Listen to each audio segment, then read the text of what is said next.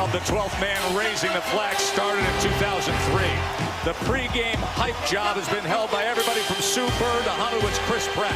Tonight, it's their all-time leading passer. Busy man to go from Monday Night Countdown to the well-earned status as an all-time favorite. Moments ago, Matt Hasselbeck. He brought the Seahawks to their first Super Bowl appearance, and now raising the 12. The flag is up. The lights are bright. And it's an NFC showdown between the Vikings and the Seahawks.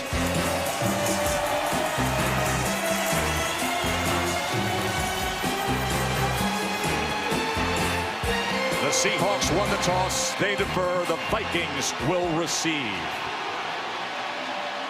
The 40-year-old Sebastian Janikowski.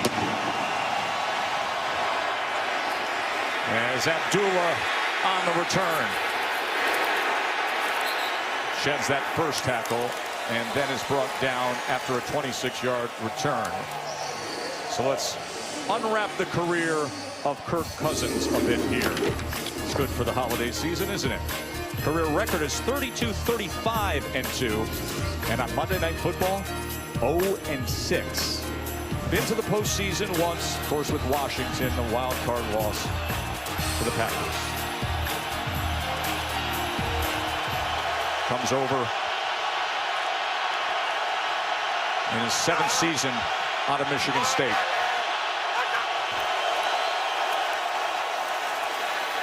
Dalvin Cook searching for something and swarmed after a gain of 1. I could have told you they were going to run the football after Mike Zimmer came out last week, Joe. Listen, this place is electric. I've played here a few times. It's loud. You've got to come out and you got to silence the crowd early. And the only way to do that is if you move the chains. You got to convert early, have success. A few first downs, that's the focus. Getting the running game established and the quick passing game will silence this crowd. Establishing that running game, you saw John DeFilippo, first-year offensive coordinator for the Vikings. He has been charged with more balance for this offense. Here's Cousins now, as he's able to get it complete to Stephon Diggs for a first down out to the 39. Well, this is what they were trying to do to get him established in this game early. Kirk Cousins, a quick play action, bootleg, getting him across there. He's been better outside the pocket than people think. There's good touch on the ball, and that challenges this Seattle defense. They know, they heard all week, Minnesota wants to run the football. So come with that play action. That's going to be a big part of their success here for Minnesota.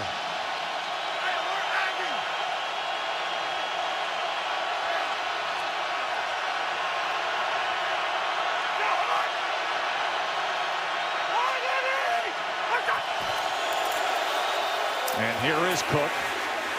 And Cook able to get it ahead for 5 yards. Dalvin Cook, who's been dealing with injuries in his 2 years. And they talked a lot about being more balanced, about the 20 carry range being the mark. You look at the record under Mike Zimmer when they have 20 rushes or fewer, 0-16 or 1, but 73% when they go with 21 plus rushes. You know, Tess, we can talk about running the football, but the bottom line, the offense has to block better in order for them to do that. 2nd and 4. Here's the short pitch to Cook as he patiently had to wait for the block of Reed and only gets back to the line of scrimmage. That was Reed with the tackle. So Cook missed 5 games this season, had the hamstring injury, of course, last year, the torn ACL. Yeah, and he's a dynamic back. I mean, he's got great speed, explosion. He's got good acceleration. They've just gotten away from it as the season's unfolded. I mean, you look how he started last year. But this is where they want to be in 3rd and manageable. And then it's going to fall back on Kirk Cousins. He's going to have to make these plays. These type of games is why he's brought in here. Communicating and getting the ball out of his hands. And Seattle's best pass rusher is number 55, Frank Clark. Watch him work off the top of the screen. Clark has 10 sacks, number 55 coming off the edge. 3rd and 4.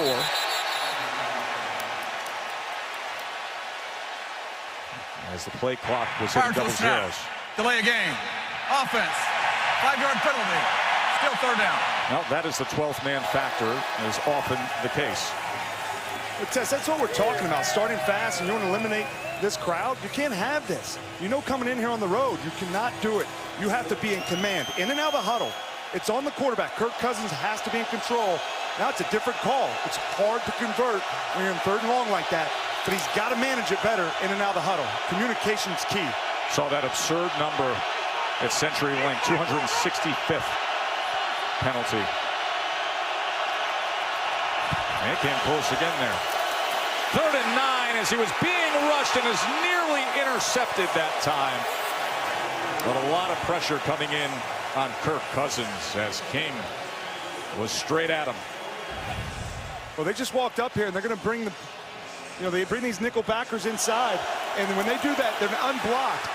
King presents problems. He's a nice package for them, bringing in that extra cornerback, safety, to great pressure on them. They have to identify it if they're going to have a chance tonight. Great return man in Lockett as Weil is on to punt.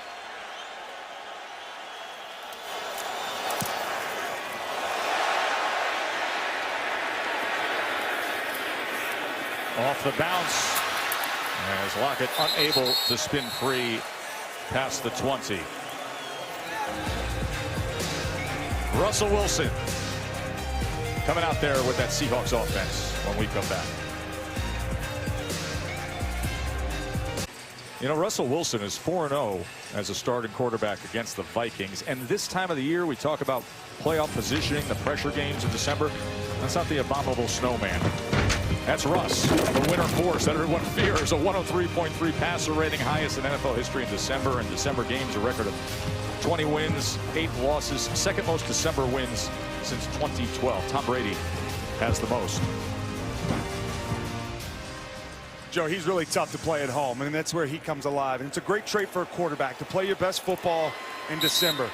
The thing I give him a lot of credit for right now is how efficient he's playing. He's bought into this new style. They want to run the football and then create these plays. He's at his best when he's all script, but this year he's making these plays inside the pocket. Got an extra big body in on first down with George Fant in there as Carson is taken down after a gain of 4. Chris Carson, who leads the team in rushing, is trying to close in on being a 1,000-yard rusher. Haven't had one here in Seattle since Marshawn Lynch back in 2014. When we talk about their commitment to running the football, the offensive line is one thing, but these running backs, when you talk about Penny and Carson, they've carried the load, and they've given this Seattle team a nice identity. And one of the things that helps him is George Fant comes in the extra tackle and he plays tight end, help him get that running game established. Now that'll make for a 3rd and a long one. Let's talk about this Seattle offense a bit. Up front, Simmons is in for Fluker. Well, it starts with the offensive line. I mean, they've adjusted. They've gone away from that wide zone scheme. Mike Solari came in here, the new offensive line coach, and he's established a mentality. A lot of people didn't love the hire, Brian Schottenheimer. But I tell you what, he had this group playing at a high level. And Russell Wilson, the plays that he's creating, the play action with loaded boxes, and he throws a wonderful deep ball. So 3rd and 1.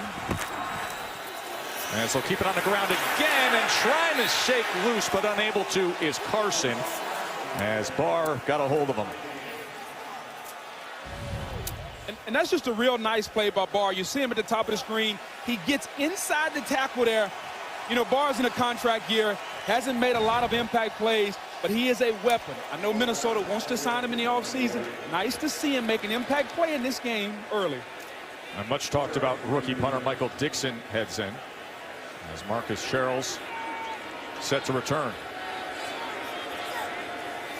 Dixon leads the NFL in gross punting at 48.7. As this takes a high bounce and then a good Seattle bounce inside the 20. 54-yard punt from Dixon as both defenses look good early on. ESPN's Monday Night Football is brought to you by the new film from the director of Forrest Gump. Welcome to Marwin. Beautiful area coverage brought to you by Goodyear. Shows you a festive Space Needle. That's just to our north at 400 Broad Street. As we are here at CenturyLink Field, second possession for the Vikings offense. Cousins. That is an incompletion. He threw it to his side looking for a Cook. Well, this offensive line hasn't been very good. And, you know, I know that they want to establish the running game. But, look, you come into a game like tonight, you got to play to your strengths. And your strengths are on the outside. Adam Thielen, Stephon Diggs, those are the guys who are your playmakers. And so Kirk Cousins got to get the ball out quick because his line hasn't protected well. And allow those guys to do it with run after catch. You can't get bogged down thinking, oh, we got to get the running game established. Cook unable to bounce it with a lot of traffic, including Deion Jordan. Instead, it goes for a loss of 2. It's funny seeing Kirk Cousins run a little zone read there, and you see Clark on the end looking at him like, come on, Kirk, are you really going to keep that? Exactly. And he closes down. This Seattle defense has hurt it a lot. We're bad against the run. They're giving up over 5 yards of carry. So with the narrative of Minnesota wanting to run the football, you can bet this defense is ready to stop the run. Yeah, and Brooke, you're not going to have a chance if you're 3rd and 9 on the last series and now you're in 3rd and 12. That is not the formula for this Viking offense. Wouldn't be surprised if the Vikings come with a screen here. 3rd and 11. Going to have to just dump to Cook, and Wagner is on top of him immediately. And the flag is down at the 18-yard line.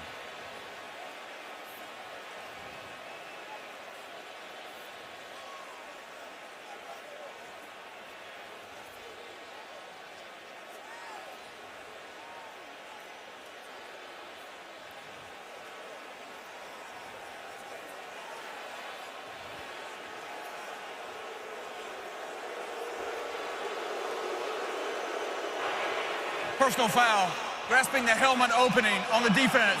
15-yard penalty, automatic. First down. And that was on 3rd and 11.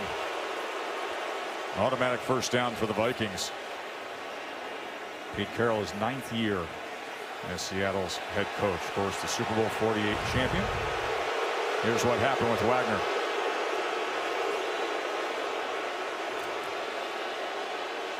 You know, they didn't call a face mask. They just said grabbing the helmet opening. First time I heard that one.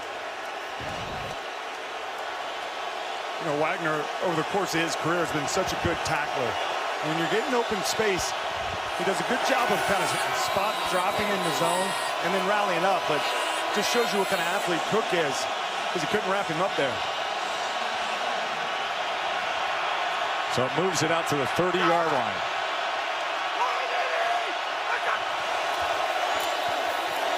Flag is down as Cook catches a seam as he goes ahead for 13 yards. Mingo was able to corral him. We'll check again with his crew chief, Brad Allen.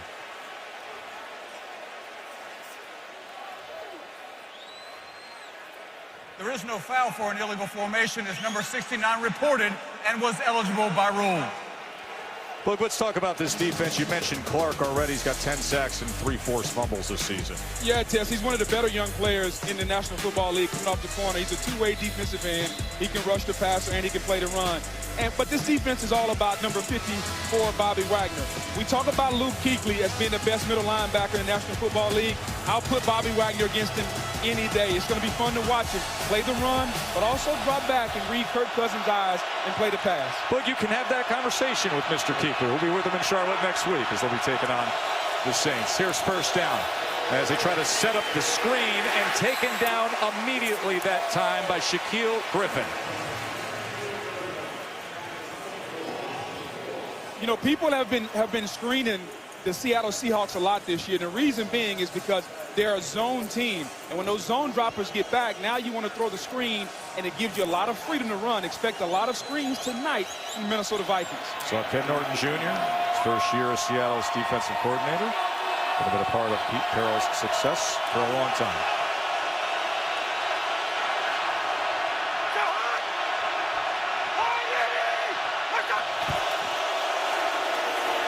Cousins off play action as he throws it behind to Murray, just hoping for anything, and Latavius Murray weaves his way through. As you see, they were looking for a face mask call there at the end of that play. It was Mingo the first to get in after Cousins. Well, Murray had to block Mingo off the edge. He gets beat right away. Kirk steps up and, good awareness to get it out of his hands, but that's just not the way he wants to play. We've seen him get the ball out quickly on the edge, and that's a face mask. Wagner going high. They got Wagner before for pulling on the back of the helmet and the helmet opening, and here they let it go. 3rd down and 12. Haven't seen anything to Adam Thielen yet, perhaps here on 3rd and long. They back off into coverage, and downfield goes Cousins, and nowhere near Robinson. Well, there they find themselves in a 3rd and 12 again. I mean, that's just not the way they're going to be able to have success. And, this defense they usually just line up and play single high zone or man, right? 90%. When you study them on tape, you go back, and it's like there's no other team in the league that you look at outside of this defensive style that plays one type of defense. But last week, the New England Patriots double-teamed Thielen and Diggs a lot, and now you're seeing the Seahawks kind of copycat some of that and add that in, implement that into their defense. It's a copycat league, Whit. You know that. It's a sky punt from Weil as Lockett makes the first man miss and is able to get it out just beyond the 30-yard line as a flag is down at the end of the return.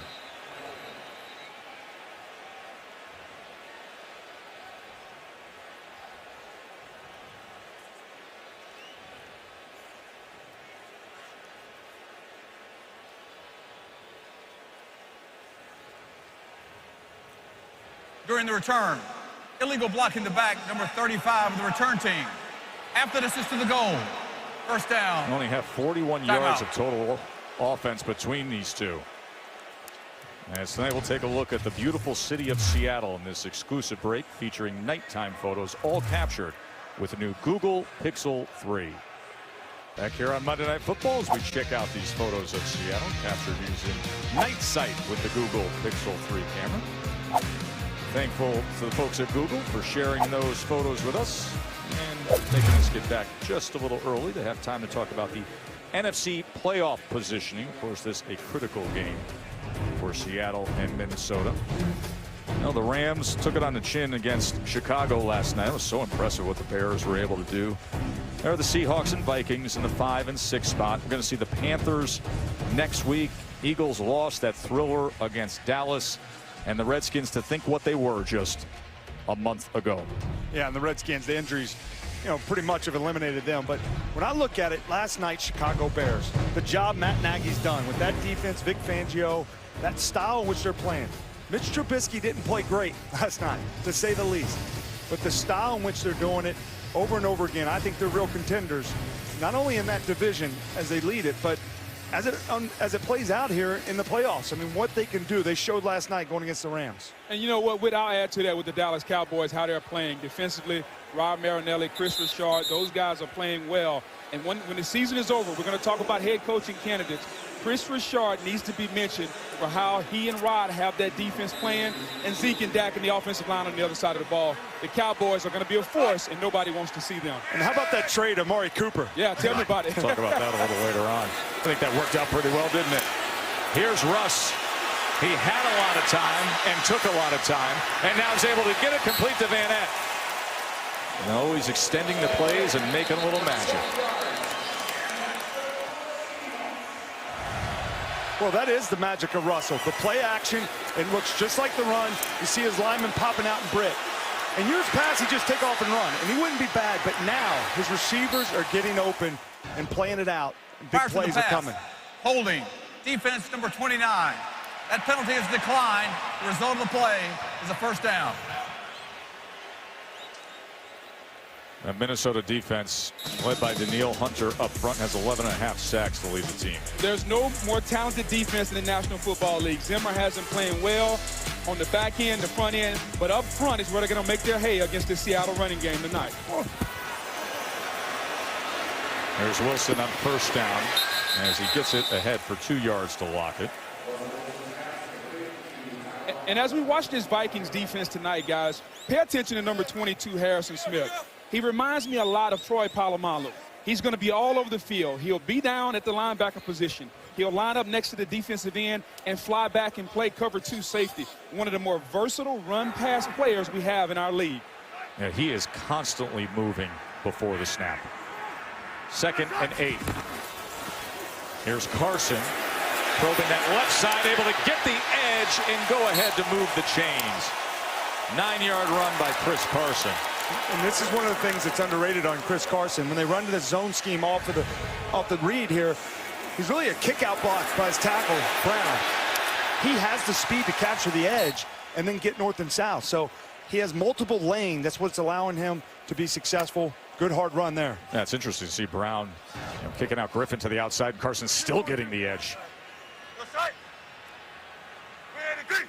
The Seattle running game is much improved here as Carson again able to get it out for 7 more yards. What a difference a year makes as you look at the Seahawks. The design rush percentage, nearly half of their plays, 48% is the highest in the NFL. And they're the only team in the NFL with 3 running backs, each with over 350 rushing yards. You know, last season, there wasn't a running back on Seattle who even broke the 250-yard threshold. Of course, they were dealing with injuries, but now they have the balance and they have the wins that come along with it. As Rashad Penny, first-round draft pick, is in play action with Russell Wilson and able to escape. And in stride, sliding his way past midfield. 10-yard run by Russ. You know, you talk about a guy in Russell Wilson that's a playmaker. Linval Joseph beats the center coming inside. Russell says, you know what? I got your back. I'll make a play. When you come after this young man, you're going to have to be able to settle down, stop your feet, and make a tackle if you're a defensive lineman or a linebacker.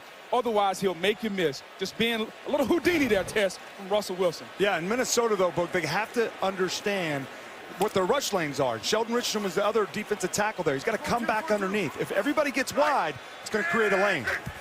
Well, Russ made himself small and scooted ahead. And here's Penny and a nice cutback before taking a hard hit from Anthony Harris. 8 more yards from the run game. But when Penny comes in, he's built on speed. And so he can run the same system and way they want to go. But he's just another element to this running game. And you think about Brian Schottenheimer, after that 0-2 start that they had this season, they were 70% pass, 30% run. And they came back on that play and they said, hey, we're going to change. And the guys have bought in. And that formula's working for them. Riding a 3-game win streak with that formula. As Wilson pulls it. And in doing so, we'll have another first down for Seattle. Good read by Russell Wilson. Well, it's just the zone read. He can see it on the backside. He's reading that end. He keeps it. Sees Gideon come off the outside. And once he does that, he grew up running this offense. So he's comfortable doing it. Making those decisions. And the thing about him is he doesn't take these hits when he scrambles. You don't see it happen often with him. He gets out of bounds. He slides. 8th play of this drive had the 3 and out, and now finding the rhythm here. And they'll stick with Penny, try to find that seam and spins his way inside the 30-yard line. And if you notice where they're trying to attack Minnesota, they're not going up the middle with Linval Joseph and Sheldon Richardson. They're trying to get on the edge with the zone read, attacking the outside linebackers in the defensive end. Zimmer's going to have to make a quick adjustment early in this game. Joseph and Richardson, that is a whole lot of talent. Big boys on the inside of that defensive line for the Vikings. 6 straight runs for Seattle. They go with the jet motion with Lockett. Play action off of Carson, and here's Lockett. After he came across and then found some space, and Wilson hits him for 14 yards. Well, Lockett just comes across, fakes the fly sweep, and then earlier they ran the same run. And so you get Gideon, the outside linebacker, because he's in base personnel, and that's a matchup he likes. And quick read. Lockett's really stepped up for this offense on the outside. The big plays and even the underneath stuff. You know, there's the defense just feeling that. They're keeping us honest with the fly motion. All of a sudden, Lockett's in space.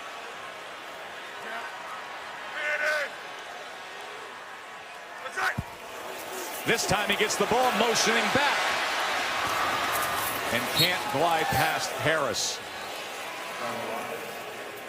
As the final seconds are ticking down on this first quarter. That was all defense early, and now all of a sudden the Seahawks marching down in the midst of a 10-play drive, looking for the first points of the night.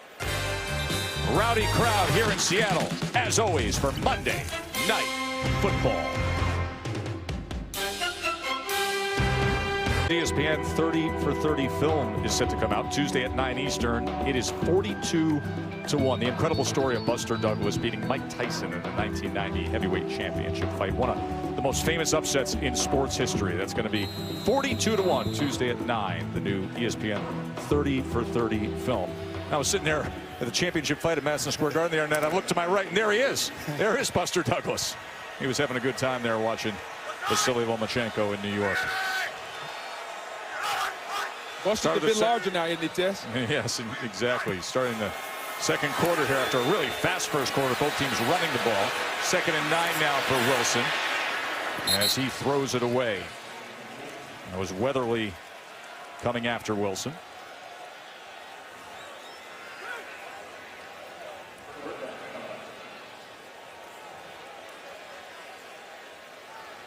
The red zone, we mentioned the Vikings. They had the success last year in the red zone. Number 3 red zone defense this year. Seahawks 68% of the time coming up with a touchdown when in the red zone. But the Vikings defense number 3 in the league. And not only are they number 3 in the red zone, but they're number 1 in 3rd down. They give a lot of different looks. Russ has got to be able to communicate, identify, and get these crossing routes. 3rd down and 9. Pressure and taken down. Danielle Hunter, now 12.5 sacks on the season. And Tess, we talk about young players in this league, 25 and under, that are going to make an impact for a long time. I'll give it to you. Number 99, Danielle Hunter. His arms are longer than the Mississippi River. And watch how he uses that long arm and comes back inside and gets Russell Wilson. A tremendous athlete. And Dre Patterson, the defensive line coach, is teaching him how to play with leverage and technique, and he's playing it well. So on comes Janikowski from 37 yards. And he just keeps doing his thing. After 18 years with the Raiders and now here in Seattle. Field goal gets the scoring started tonight.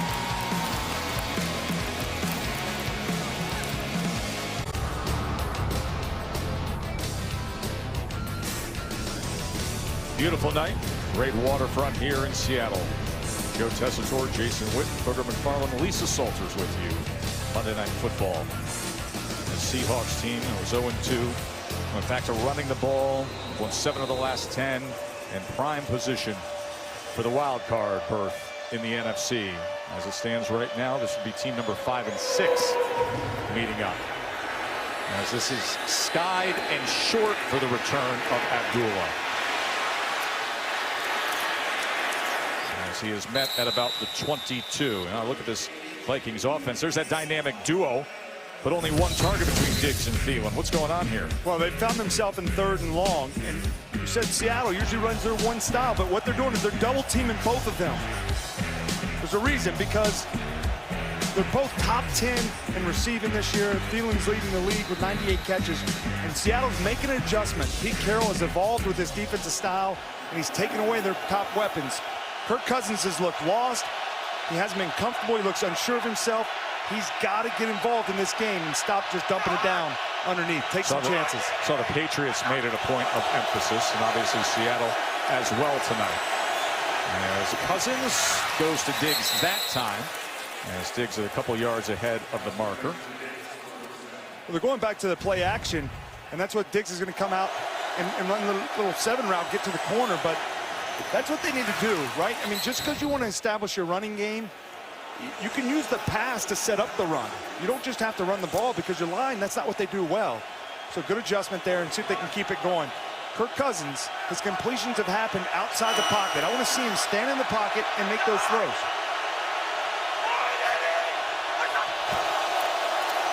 Here's Cook now.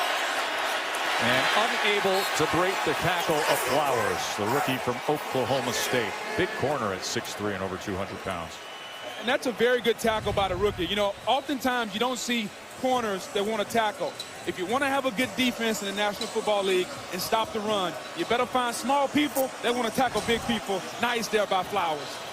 You know, Flowers played safety in college. That's one of the things he does. I mean, he fits this system because he's long and athletic. Reminds you a lot of Richard Sherman. He's got a long way to go to be mentioned with him, but he has that body frame like that.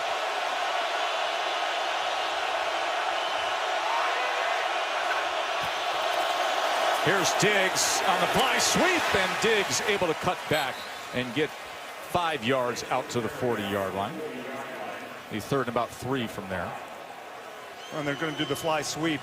And going to the running game, it's not just having to be these traditional runs, but these are the moments, Kirk Cousins.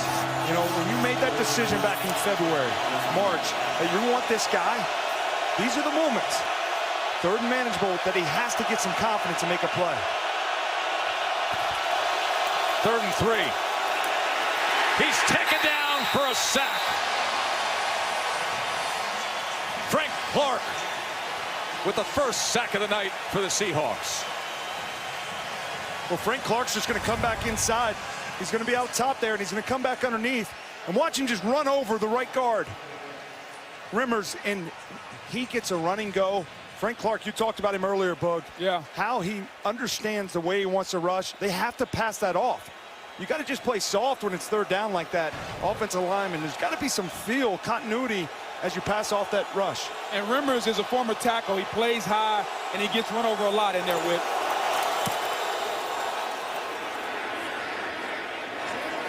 Great directional punt that time by Weil. Boy, we talked about them pregame as the disruptive young forces on the outside. Frank Clark was that on third down, wasn't he?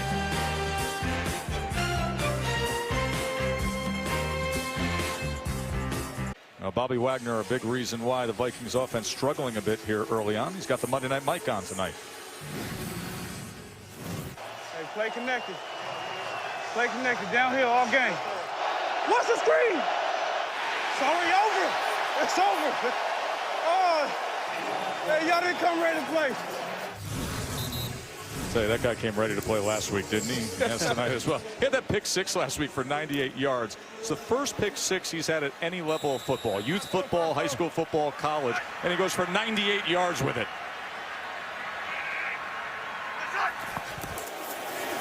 Chris Carson. Good effort that time to drive forward as he had Jaleel Johnson on his back. You know, we heard Bobby Wagner say, y'all didn't come ready to play, and that offense has not shown up. Kirk Cousins does not look good. You know, this defense, this Minnesota defense, they may have to score some points. You know, they're the strength of this team. They got to step up and make plays. Turnovers are going to be huge for them with the way their offense is playing. See Cousins over there taking a seat on the bench. Is 3 of 6 passing for 22 yards so far tonight. As Carson, can he get the corner? Yes, right around Hunter that time. And that's the second time we've seen him do that when they're running that zone scheme. And Dwayne Brown, his left tackle, is going to kick out on this block. And so the ball should come inside. But right there, he sees it. There's a lane. He doesn't care. He takes it on the outside. You know, when you have confidence, it doesn't really matter. You know, you create your own lane as a running back. And as long as you get the first down, the coaches and the O-line, they're fine with it. And, you know, with Danielle Hunter, you saw him peek inside. The coach always told me, mind your own business. Stay outside and force the ball back inside, Hunter. Quick throw to the outside this time as he gets it to Dixon. There's Anthony Harris. You're seeing early what Seattle was doing, though. They're always faking a motion, faking it to the back. They do all that stuff kind of pre-snap and right after the ball is snapped just to keep this defense guessing because they want to be downhill with physical corners, press coverage, physical safeties. And so it's making them play a little bit hesitant because they're confused with how Seattle's attacking them. So Harris there has had to step up with Sendejo on the IR since November. Here's Penny now. And Penny trying to reverse field. Can he pick up a block? Wilson's out in front as Penny with a stiff arm and something extra. How about that from the rookie? 17 yards, sideline to sideline. Well, this guy was a first-round pick for a reason. He's built on speed. He led the college football and yardage last year. You really don't like to do that usually. Nice block by Lockett. And you're going to see him going on there, making this. Coming back. Lockett, the little guy. 180 pounds. But Penny, great vision. And that's the way this running game is working for Seattle. They have a lot of confidence with the way they're playing. You know, and right now Zimmer's defense is just losing their technique, losing their fundamentals. They're allowing guys to get outside. They're not keeping contained. Zimmer won't be happy with how this game is going so far defensively. You got a timeout called, lined up in jumbo personnel. Again, you saw George Fant there. They've been in that 50% of the time.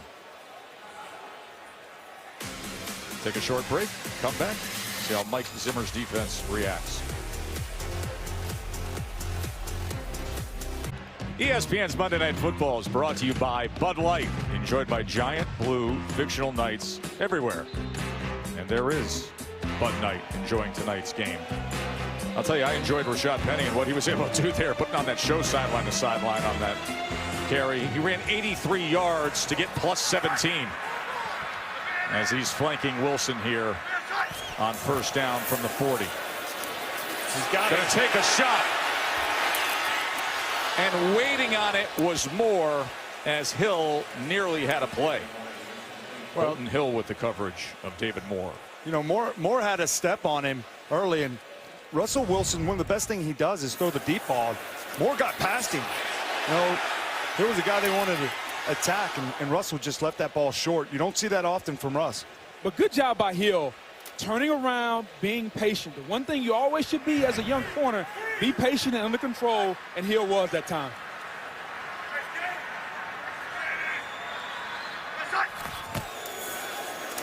Penny, as he slithers his way to the 35, a gain of 5. A third down and 5 now. I mentioned that run by Rashad Penny, sideline to sideline. And look at the distance here with the next gen. As he turned course, picks up this block from the tiny receiver Lockett, and then Russ out in front, little stiff arm, and it goes for 83 yards of an actual run for 17 yards of field position. 3rd and 5. Gonna try it again with Lockett this time, but he overthrows him as coverage came from Mackenzie Alexander. And a flag is in late as there's a melee at the 40-yard line, as the two lines had a little something extra to say.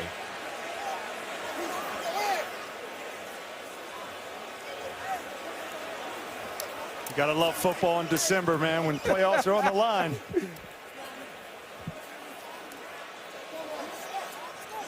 After the play was over, personal foul, unnecessary roughness, number 65. Defense, 15-yard penalty, automatic, first down.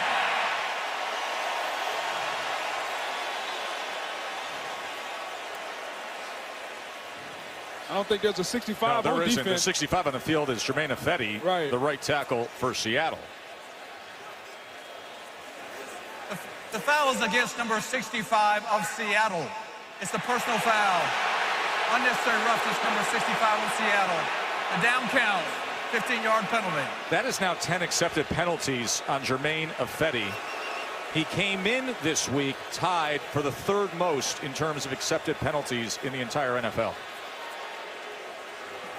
Overall, he just hadn't played well, Tess. And I think right then, you know, a lot of his Seattle teammates saw the retaliation. They did not see Jermaine Ifedi, who kind of got the melee started.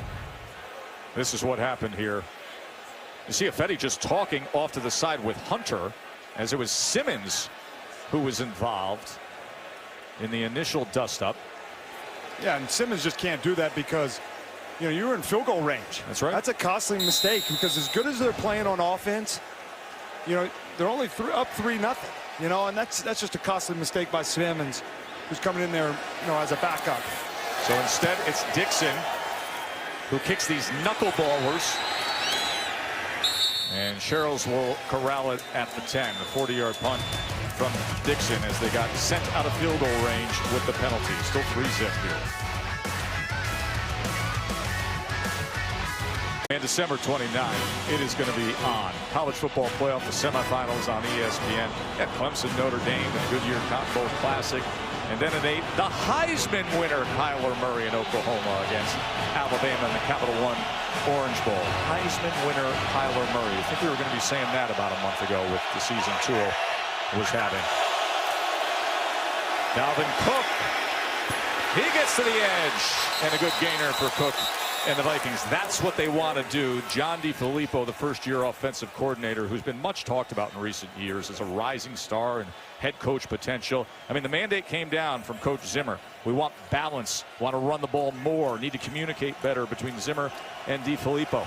Yeah, Mike Zimmer's a no-nonsense guy, but he called DeFilippo out a little bit this past week, and that affects your play caller and how he calls the game. Certainly he wants to establish the run, but Kirk Cousins in this offense is making this Seattle D look like the Legion of Boom here tonight. Yeah, Coach Flip said, by the way, he's the head coach. He'll get what he wants. And that is what they are doing tonight as they come to the near side with Cook. Well, I think he should get what he wanted. And I was interested to ask Zimmer just about DeFilippo, because if you know his background, he comes from Doug Peterson, who came from the Andy Reid coaching tree.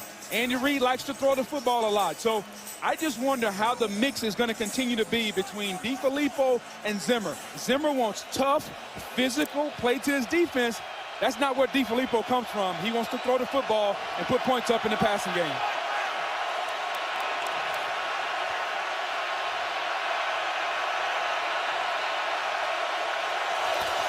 Second and 7. Cousins, as he drives it, and spinning just beyond the 30 was Kyle Rudolph. And now you know this place is going to roar again with another third down. Vikings are 0 for 3 on third down so far tonight. You know, and you talked about Zimmer wanting to get back to that smash mouth football, but what happens is when you get in these moments as a coordinator, you go back to what you know, and that's a passing offense. That's what they've been. So, you know, probably should have discussed that in the offseason before they made this hire. Third down and 2.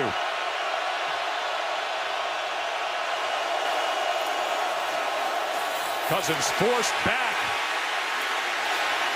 Is there an answer on 3rd and 2 as he will just float this away as Clark and Reed were coming after Kirk Cousins. But it's good to see this defensive line getting after the quarterback. You got Clark pushing the pocket with power, Reed coming in, and Kirk Cousins is kind of running for his life there. And look at Clark, though. Look at the power. Look at that. Just two-arm power collapsing the pocket. He's not going to get the sack or the pressure, but he created a nice play for his teammate Reed outside. And O'Neal, the rookie right tackle, you know, that's a tough atmosphere to come into. Silent cadence, you know, when you're on the road like that, that's a tough matchup for him. But you know, those corners are playing off coverage. 3rd and short, just dump it outside and get the first with Diggs or Thielen.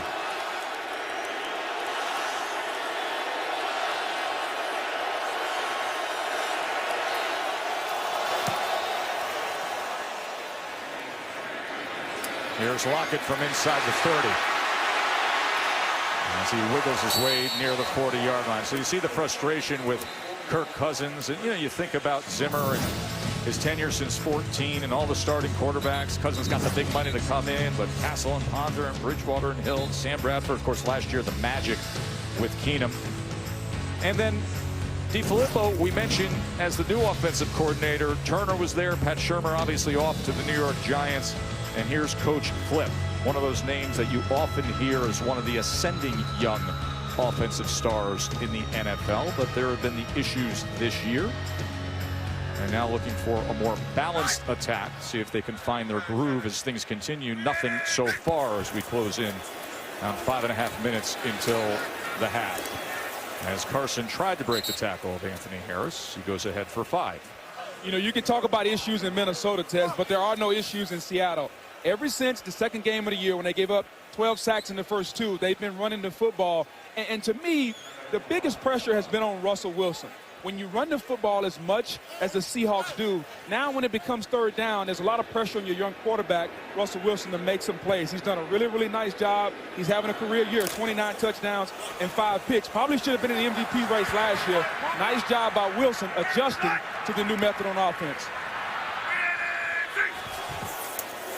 Short toss to Penny. Penny able to get ahead, and he's close to the sticks there. So now over 100 rushing yards tonight for Seattle. The Vikings defense have been allowing 99 rushing yards per game. They use these guys well. Dwayne Brown gets on the perimeter, toss sweeps with Penny, and then Carson between the tackles. The thing about it, Minnesota came in here tonight, second in the league on rushes, stopping the run. 3.7 per rush. Seattle, on the other hand, they're averaging over 6.5 yards tonight. So they got to get some points to capitalize on it more than anything else, even though they're moving the football. And strength versus strength, and Seattle's getting the best of it for now. As crossing midfield with Carson ahead for 4. You know, I give Pete Carroll a lot of credit. You know, I mean, he led the league in rushing there for a couple years. They've always been the top 5 when they've had success from 2012 to through 2015. In the last couple years, they've gotten away from it. They've been bottom 3rd. He fires both coordinators. Right. You know, he brings in Brian Schottenheimer, gets Ken Norton back here. And I think it's one of his finer jobs as a coach, what he's done with this personnel to have them in the hunt. And here comes the shot to lock it. 2nd and 6. Look at the time that Russ has before he checks down to Brown. As Brown just working his way back to the line of scrimmage. Look at that coverage on Lockett. Well, he's just got good speed. Lockett does. He's got a good feel for how he wants to attack. And, you know, when you spin those safeties backwards and they baseball turn out of that thing, that's a good sign for a shot. Russ had a chance at it right there. You know, Whitty thought he had it. Harrison Smith was up near in a linebacker position. He bailed and was able to cover over top of the Lockett. So now left with a 3rd and 6. Wilson trying to leak out of that pocket and finds Davis. Davis made the first man miss, but will be about a half a yard short of that 40-yard line they needed to reach. So let's see what they come up with here on 4th down. I mean, if you're a running football team and you're physical and it's 3rd and 1 and you're at home and this crowd is going crazy, how could you not go for it right now? You know, you look at 4th downs throughout the league. You know, 4th and 1 in the last 5 years is converted at over 66%. It's amazing when you got 4th and a half yard and then they go in shotgun.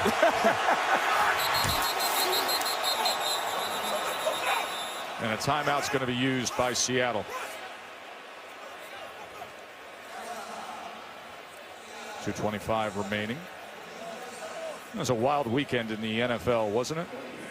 Talked about what we saw last night with the Rams and the Bears. How vulnerable are the Rams right now? Well, last night was not their best. I mean, Jared Goff, you haven't seen him play like that all year. And I think it just shows you that everything they want to do goes through Todd Gurley offensively. As good as Jared Goff has played, running the football is how they get this thing going and the way they do it. And the Bears defense showed up. Started with Khalil Mack and 4 interceptions. They've done it all year, this defense, and it starts with their rush. Jared Goff and the Rams, they did not feel comfortable, but hey, look, they've been exceptional all year. They'll bounce back. Fewest points, fewest yards for the Rams in the game under Sean McVay. That happened last night with that Bears defense.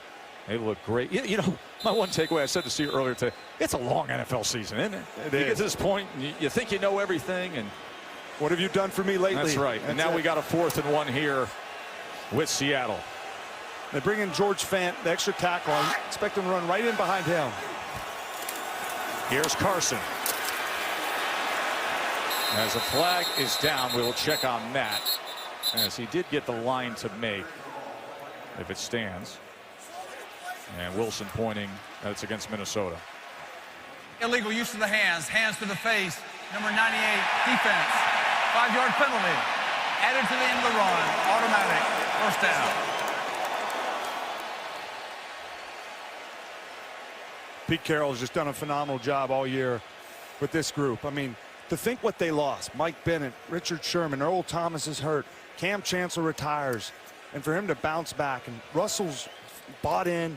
He said earlier when we were talking to him this weekend that, you know, everybody else's expectations is like mine, you know, and they always said about Michael Jordan, his greatest trait was that he raised the bar for everybody else around him, and that's what Russell Wilson's doing with this football team. Coming up on the 2-minute warning here. That was Minnesota's first defensive penalty on a 4th down this year. As Seattle's looking for a little more here. Field goal lead as it stands for now on Monday Night Football from Seattle. Now we're closing in on the Genesis halftime show with Susie, Lewis, and Steve. Interested to hear what Lou and Steve have to say the answer could be for the Vikings offense. It is a defensive battle as it stands right now. Matt Nagy, Bears head coach, coming off that big win against the Rams, will be interviewed by SVP. And Sierra will be the special performance. Of course, she has a great rooting interest, doesn't she? And there's Sienna on her lap. Sierra watches her husband here facing the last 2 minutes of this first half with a field goal lead. Wilson down Moore, wants him again, and this time he's able to get more, but it's out.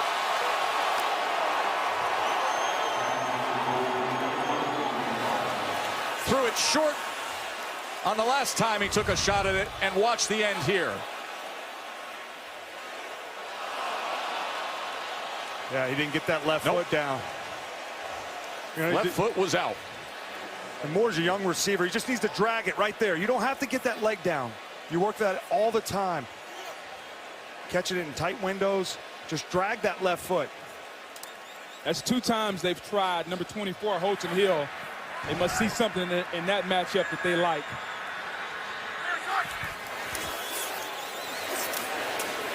Quickly to the outside to Lockett.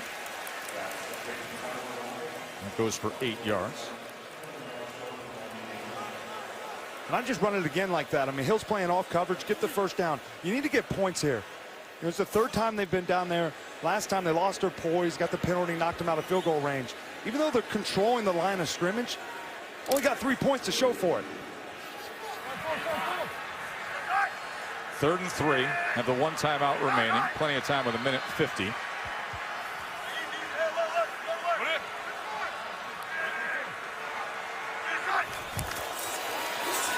Davis having a reverse course, and look at Mike Davis as he steps out just inside the 15-yard line. That's just another time this defense is losing contain. In defensive football, you always have someone off the edge that contains the play. This Vikings defense right there, Hill coming up, they're just losing their contain over and over tonight. Mentioning Holton Hill in a negative way a little too much, huh? Crashing in, not containing on the outside, and then the 2 shots to David Moore. And here's there you take a shot. Just got the first down. Davis,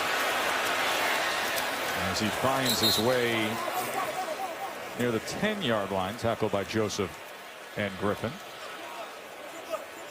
You know this defense is so good on 3rd down. This is the area right now, 2nd down, where you try to get it in the end zone with where it's at in the ball game. So Griffin limping off the field here on a 2nd and 6 as Davis remains the lone back for Russell Wilson and that Seahawks offense.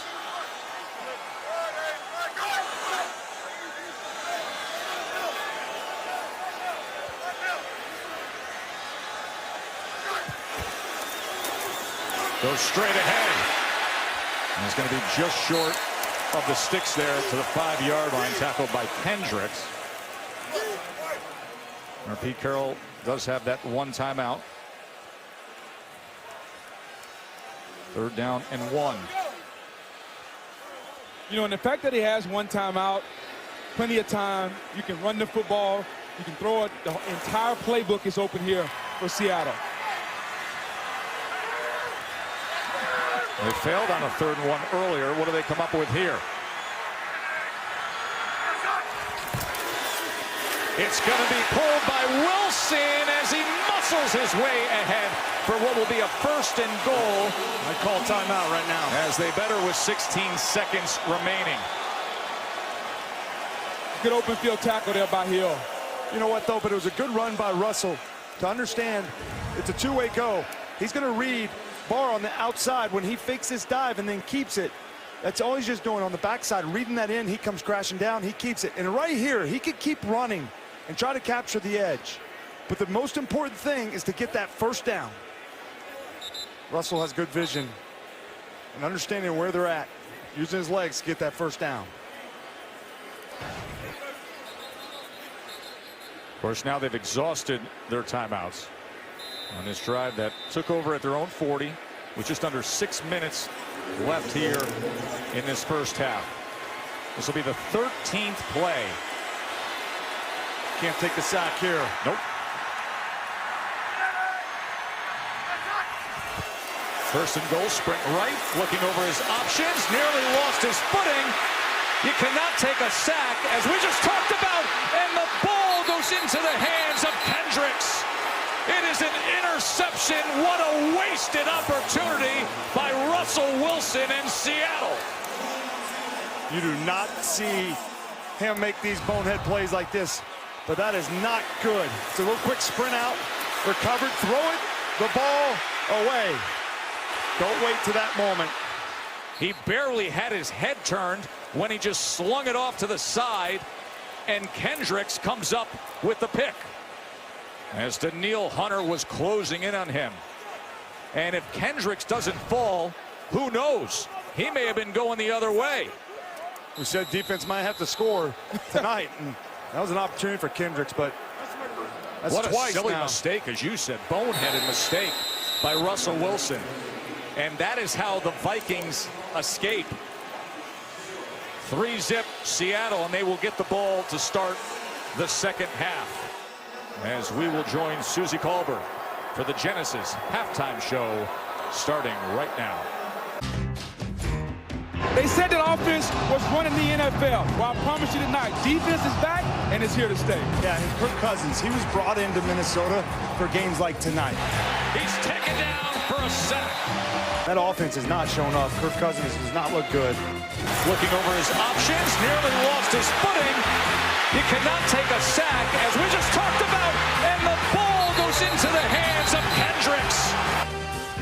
I guess hyping up the defense was a good thing. The Vikings offense in that first half did not run a play in the Seahawks territory. Their deepest penetration was their own 45-yard line. Look at the numbers from the quarterbacks here, Cousins and Wilson, Joe Tessitore and Jason Witten back here in Seattle. 3-zip Seahawks on top. That Vikings offense and Kirk Cousins, I mean, Thielen, Adam Thielen, the star wide receiver, 20 plays, he wasn't targeted. Yeah, that's not going to be a winning formula. But the biggest thing is Kirk Cousins. 27 yards passing. There's no way you're going to be successful. They're 0 for 4 on third down. All right, they only ran 19 plays. So he hasn't played well. He doesn't look like he's in rhythm, has command of this offense. And I go back to it. He was brought here for games like this. He's not playing well. Having said all that, he's only down 3-0. And then Arcade Jewelers' extraordinary moment. I mean, how extraordinary was it that Russell Wilson did what he did before halftime there? Well, the mistake.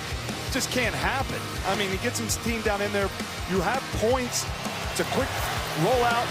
Nobody's open. Throw it away. He's a veteran player. He's made these plays a lot. And then an interception. That was almost a pick six there if Kendricks could stay up. But Russell's moved the ball. They're staying to that formula. But a big part of that is when it gets all script, you can't hurt yourself like that. And Russell, he's so disappointed, I know. He's going to have to respond. They had the 2 red zone possessions. They had the field goal and then that turnover, but points right off the board as Kendricks came up with the interception. Vikings defense did have that sack there. Third down sacks a couple of times. They forced that Seattle field goal. And then that play before the half that keeps us at 3-zip. Let's check in with Lisa. Hey, Tess, well, I asked Pete Carroll about dominating that first half, but just having 3 points to show for it. He said, we got to finish drives. We got to score. We're moving the ball well, but we got to put points on the board. But, hey, they're a good team, he said. I asked him if he said anything to Russell Wilson after that interception. He said, oh, yeah, of course I did. But Russell knows he screwed up. Tess? Russell Wilson with his 9th Monday Night Football start of his career. 6-2 mark in the 8 previous games. Won his first 6, and then lost the last 2, including week 2 this year at Chicago. And we were having a very different conversation about the prospect of this Seattle team. Here's Carson just pushing ahead that time past Joseph for 6 yards. I mean, their ability to run the football, Chris Carson getting outside, Dwayne Brown, nice block. Davis being able to run up the middle. And notice all these plays that are off script. coming, and then you got Penny reversing field against this Minnesota Viking defense. 3 different backs, 3 different styles. They're all getting to the outside. Zimmer won't be happy about the technique of his defense in the first half. Seattle leads the league in rushing yards per game and rushes per game. As Lockett able to get around the edge there. And that'll go for a chain mover of 5 more yards. And they're moving the ball, but they don't have any points to show for it. And that was so big right there before the half, knowing that the Seahawks were going to get the ball back to start the second half. They're controlling the line of scrimmage. That's great. But now if you don't score points, it doesn't matter. And so I look for Russell to take some more shots here in the second half with this play action game. You know, it's one of the things when you run a ball control physical offense where you bring in an extra offensive lineman, you don't get those explosive plays with. Look at the big fella. Okay, big fella. George Fant. Okay, big fella. Look, I know you're going to be talking about this for a week. George Fant at 6'5", 322 pounds. Hey, listen, Jason Witten, he's not. But let's watch number 74. He first tries to, well, he didn't even sell the run. He just went straight to the flat. And look at the big man turn up and get tripped up by the turf monster. Did you see Gideon, the linebacker, though? He's like, wait a minute, what just happened? Look at Bug's reaction. Are you kidding me? George Fant, that 322 pounds started going forward, and it wasn't going to hold up. As now a run for a first down there from Carson. You know, listen, Fant's been working hard because they've been in the jumbo personnel a lot tonight. The majority of their runs have come with Fant doubling up on that right side of the line. Pay him off. Yeah, that's right. Keep him honest. And, you know, Schottenheimer doesn't get a lot of credit for, but that's what he's brought here. And you see, he energizes the whole sidelines. The coaches, the equipment managers, they're all jumping up and down when Fant makes a play like that. And, hey, we asked him in the production meeting, hey, when's Fant going to get a pass? And he said, I don't know, maybe this week. Well, I think Brian Schottenheimer, you planted a seed there.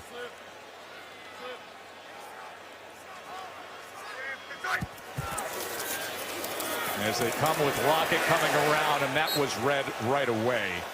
As that was Sheldon Richardson waiting on him along with Everson Griffin. Yeah, Richardson got the tackle, but Everson Griffin turned it back in. And it's good to see Griffin back playing well, guys. You watch him on tape, he's getting his rhythm back, run, pass. Love seeing him make plays for this Viking defense because he helps them be one of the better defenses in the National Football League.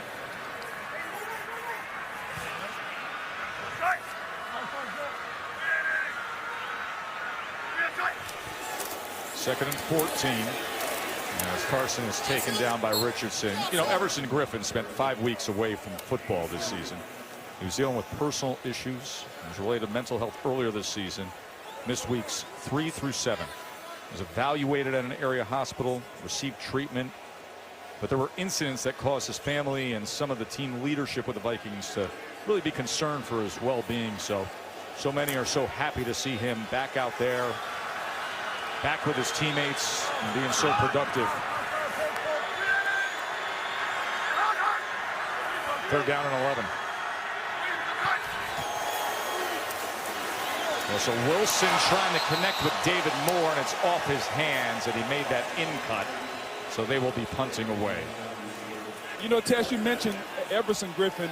You know, there was a point in sports where we wouldn't talk about mental health, but now, not only with Brandon Marshall and him talking about it, and Everson Griffin and Kevin Love in basketball, I'm just glad to see our leagues, the NBA, the NFL, and all they're doing to help players with mental health. To me, that's a good thing, and they don't get enough credit for doing that.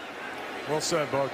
Michael Dixon, the Australian native, former Aussie rules football player, on to punt away. And here's one of those sidewinders that is fair caught at the 16 with Sherrills. What is the answer for Kirk Cousins and this Vikings offense? We find out when we return. Now, Kirk Cousins, the Vikings quarterback, struggled in that first half. 27 yards, a career low in a first half for him. But what's going on with that Seattle defense against them? The Seattle defense is creating a lot of pressure at the line of scrimmage. You see number 36, Akeem King. He's up at the line now. He blitzes. Kirk Cousins has no time to throw the ball. And then at the bottom of the screen, a simple TE game between Jefferson and Clark, creating pressure. Rimmers gets ran over. Kirk's on his back. They're creating a lot of pressure. And they realize the way you get to a quarterback is you affect him mentally and physically. And they're doing both to Kirk Cousins tonight. But after that horrific first half, throwing down 3-0. So Kirk Cousins got to have a short memory, put that away, and get back in this game.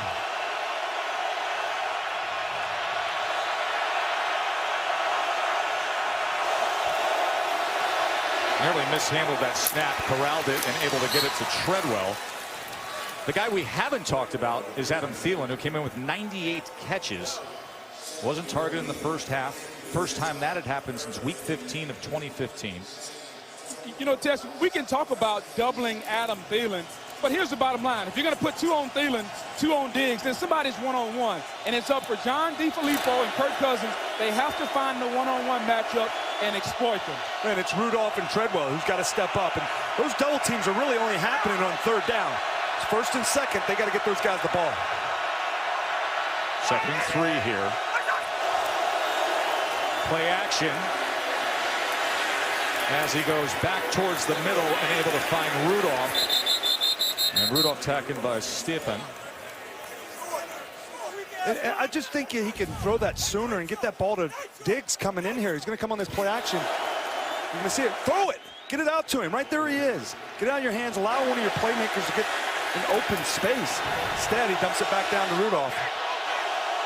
3rd, maybe half a yard as the quarterback sneak will easily go forward. In fact, he makes it all the way out to the 30-yard line. You know, Kirk Cousins is being very conservative tonight, guys. And if you think about why is Kirk Cousins in Minnesota, not in Washington? One of the knocks on him in D.C. was he wasn't willing to take a risk and throw the football down the field. He's tried to work on it, but you're seeing the old Kirk Cousins show up tonight.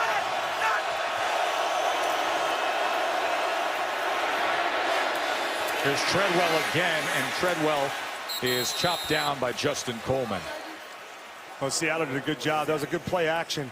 They did a good job getting back in their coverage to force Kirk to get off that read and go to his check down. So, you know, Kirk bet on himself. Yeah. Look, he got franchised twice in Washington, played good enough. And, you know, I don't get too bogged down on the money. I mean, if he didn't get it in Minnesota, somebody was going to pay for him. Supposedly he took less money here than he did with the Jets. But it's all about where he is. If he wants to join that group, that next tier as a quarterback, he has to play well here in the second half in moments like this. If there's a way to put less in a sentence of $28 million per year guaranteed, then I'd like less. Here's the pitch to Cook. As Cook, look at that effort to make the most of it before he's taken down by Michael Kendricks, who returns from his 8-game suspension. DeFilippo decided to get it on the perimeter. That's where you need to run. They have so much speed, but that Seattle defense does. But good job capturing the outside.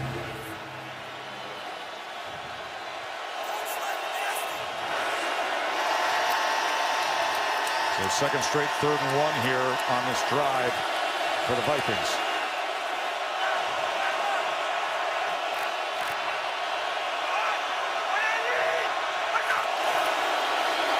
And they're going to pass on 3rd and 1. And he's backing up again as Jordan is giving chase. And he has to throw it away. I don't like the play call there. And I understand you're trying to get a play. You're trying to hit a big shot. It's 3rd and 1. Your offense hasn't moved the ball. You haven't possessed the ball a lot tonight. You only have 26 plays. Get the first down. Your offensive line is not holding up. Kirk Cousins has got to get rid of this football, and John DeFilippo has got to get him a better play to get this first down so your offense can possess the ball a little bit more. Just run the QB sneak again. Yeah. It was a great play. I mean, I don't understand the play call at all. Try to get a quick play action. Just pound it in there.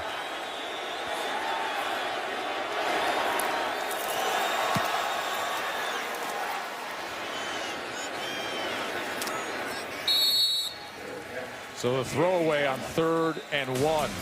And Russell Wilson and Seattle back out there halfway through this 3rd quarter when we return. ESPN's Monday Night Football is brought to you by GMC. Live like a pro. That's what -6 at kickoff looks like. And this is what a nightmare looked like back in the 2015 NFC wildcard playoff game between the Vikings and Seattle for Vikings fans, as Blair Walsh missed the 27-yard potential game-winning field goal with 22 seconds left, and the Seahawks won 10-9 back then. So they are no stranger to playing really odd low-scoring games before. That was the last meeting between the teams. Of course, Walsh eventually was cut by the Vikings. He was picked up by Seattle in 2017 and was kicking for them. They missed a crucial Week 17 kick that year against the Cardinals. You know, guys, consider what we're seeing right now. In the first half, the Seahawks had 102 yards rushing before contact. That means that this offensive line, along with Fenton and tight ends, they're blocking this Vikings defense. They're going to have to get off blocks to control this running game if you're Minnesota. But they only got 3 points, bud. Yeah. Here's Wilson. And had to throw it away that time, as Johnson was eventually closing in on him. Daniil Hunter was getting after Wilson. There's good coverage on the back end. Xavier Rhodes just running for these guys stride for stride. And then Lockett's going across on the crossing route. And, you know, when they're in these situations, Harris does a good job of just, you know, latching onto these guys and not allowing any space. Remember, Doug Baldwin is out with an injury. There he is. Productive receiver for Seattle. Missed their other Monday Night Football game this year as well. That lost at Chicago. Here's Wilson on a run that's going to have him sliding down after just a yard. I mean, that had to be a broken play. On third down, quick snap, and your quarterback slides on third down. Miscommunication about the Seahawks, and they're just allowing Minnesota to hang around with mistakes. Russell Wilson taking a sack, throwing an interception. Little mistakes are allowing the Vikings to stay in this game. Well, the Vikings going to need a short field to win this game, and the defense got a big stop right there.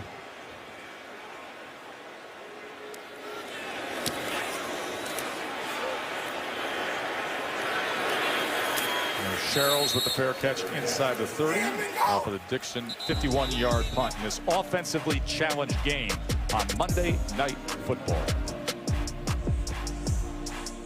Well, here we are with Seattle fighting for the wild card. Rams already a division winner.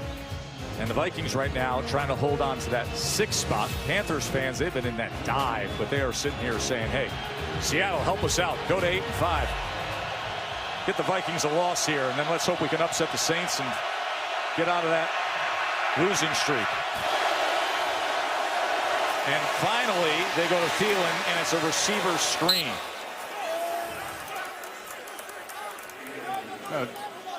Just trying to get him a catch. I mean, you know, where's that been all game? I mean, get him a quick screen, get Rudolph out in space. That's how they have to play. You know, going back to that 3rd and 1, though, I mean, Mike Zimmer all week, run the ball, run the ball, run the ball. And then you call that play action. And that's how they're going to win this game. Getting the ball out quick on these quick screens, get them out in space.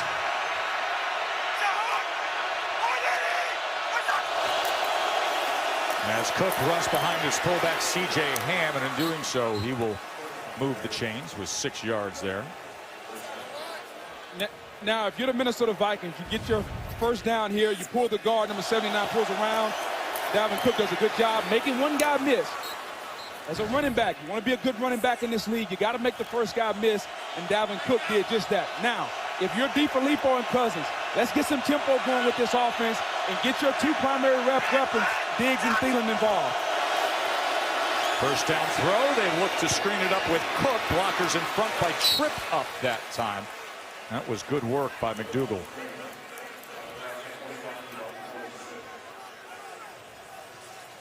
Now part of that new generation, right? Cam Chancellor. Yeah. He's gone, retired. You know all about Richard Sherman. And so many early in the season saying, all right, this is going to be the Seahawks the way we've known them. And maybe it's the end of an era, but good, feisty, young defense under the leadership of Ken Norton Jr. And as you said, one of the better coaching jobs that we've seen out of Pete Carroll, even with all his great success. 2nd and 5. Cousins tried to drive the ball to the sideline to Treadwell as a flag is down as it goes incomplete. Flag is at the 42-yard line. Coverage came from Justin Coleman.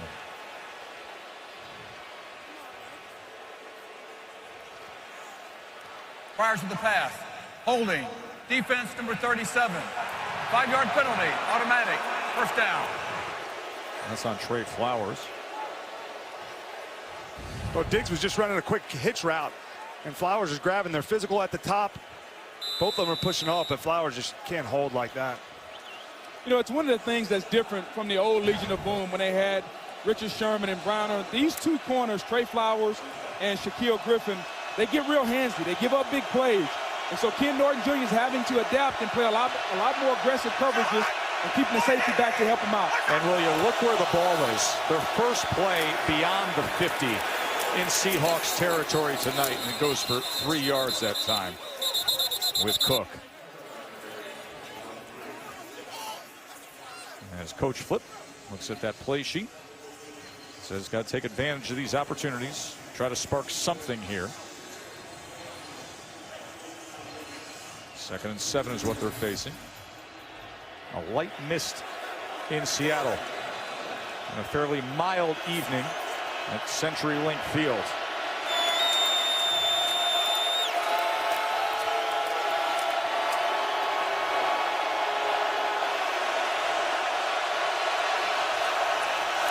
Cousins gets it out quickly, and it's going to make for a 3rd and about 3 as he connects with Dalvin Cook. We start to see that rain come down a little harder than what we had just moments ago. 3rd down and 3 for Zim's team. You see the tempo that they're running with. I mean, we've seen a quick screen. We saw the running back screen, quick passing game. That's how they're going to have to play. The struggles on 3rd down tonight. You know, and Kirk looks and feels more comfortable when the ball comes out quick. A little bit more calm, a little bit more relaxed than when he holds the ball for 2.5 or 3 seconds.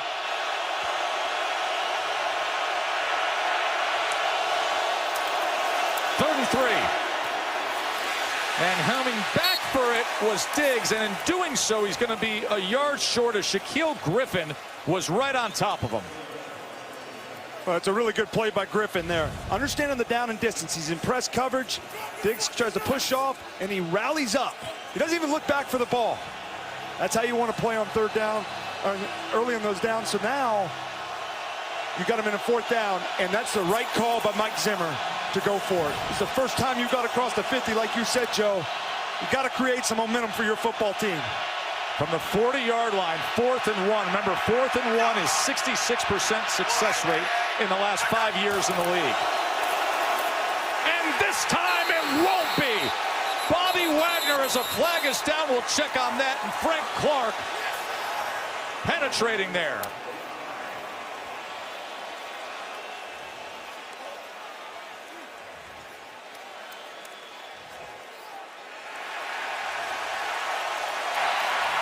Holding, offense, number 69. The penalty decline.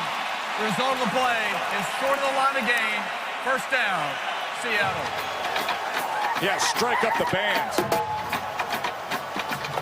Seattle defense, stonewall against the Vikes. Murray stopped on 4th and 1. Bobby Wagner's been on the field for every defensive stop. None bigger than the last one. 4th and 1 came up big. He's wearing the mic tonight. You on mic? Yeah. You are? Yes, I am. Okay, that's great. Let's get it Next there. time, let me know. It's loud. They not ready. Hey, make them quit. They don't want to be here. Have your mindset. Get the ball back. Let's go!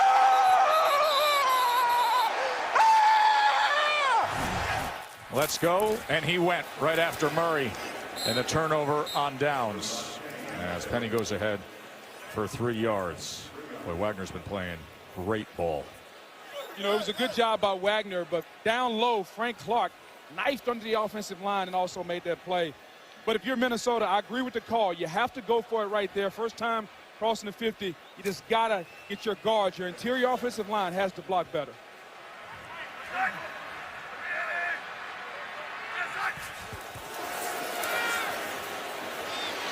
There's Wilson on 2nd and 7, a diving effort from Lockett. And it's a catch. 14-yard reception for Lockett. Great discipline at the top of the route to come out of that, keep his legs. Talked about it earlier with his running mate there, Moore. you know, not getting his feet down in the end zone, but Lockett making a huge play. Now they go back to Penny. And Penny is taken down after 3 yards that time. That was Weatherly with the tackle. Well, that's what Russell does so well. When he gets outside on the bootleg, you got a flat read, you got a crossing route coming across. It's your third option, is that comeback on the sideline, and he makes those throws look easy. Give his offense a little bit of momentum. You got to capitalize on what their defense did, getting that stop on 4th down.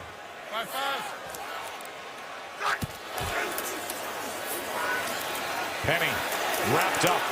And these defensive fronts are all over it tonight. So we come to the end of this 3rd quarter. That was Eric Kendricks, who had the interception before the half, making the tackle there. Got a 3-0 game here as we come to the end of the 3rd quarter.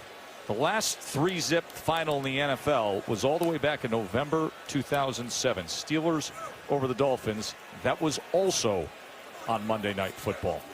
You never know what you're going to get, do you? Offensive league? Yeah, right. End of 3. 4th quarter to come on Monday Night Football. NFL teams are scoring a combined 47.6 points per game this season. We have 3.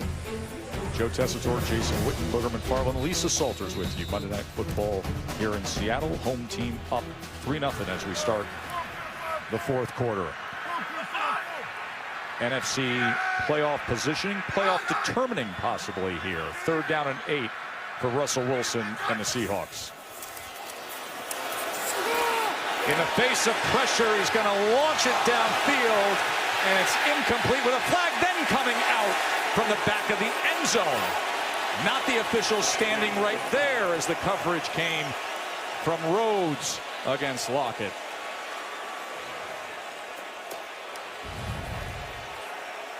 They just press man-to-man on the outside. Press interference.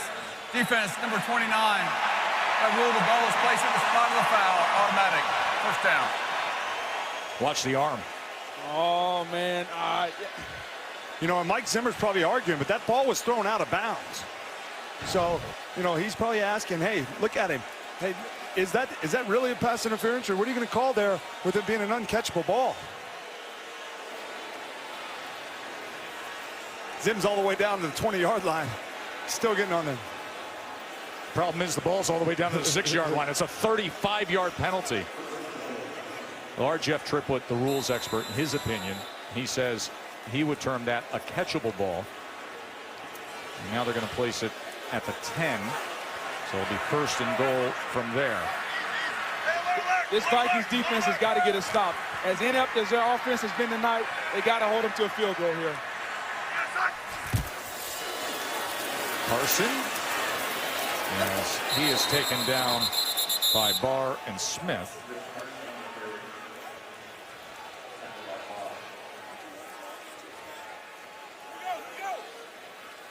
You know, Seattle's controlling the line of scrimmage, but when you get down here now, you got to really, what Russell does so well is extend these plays.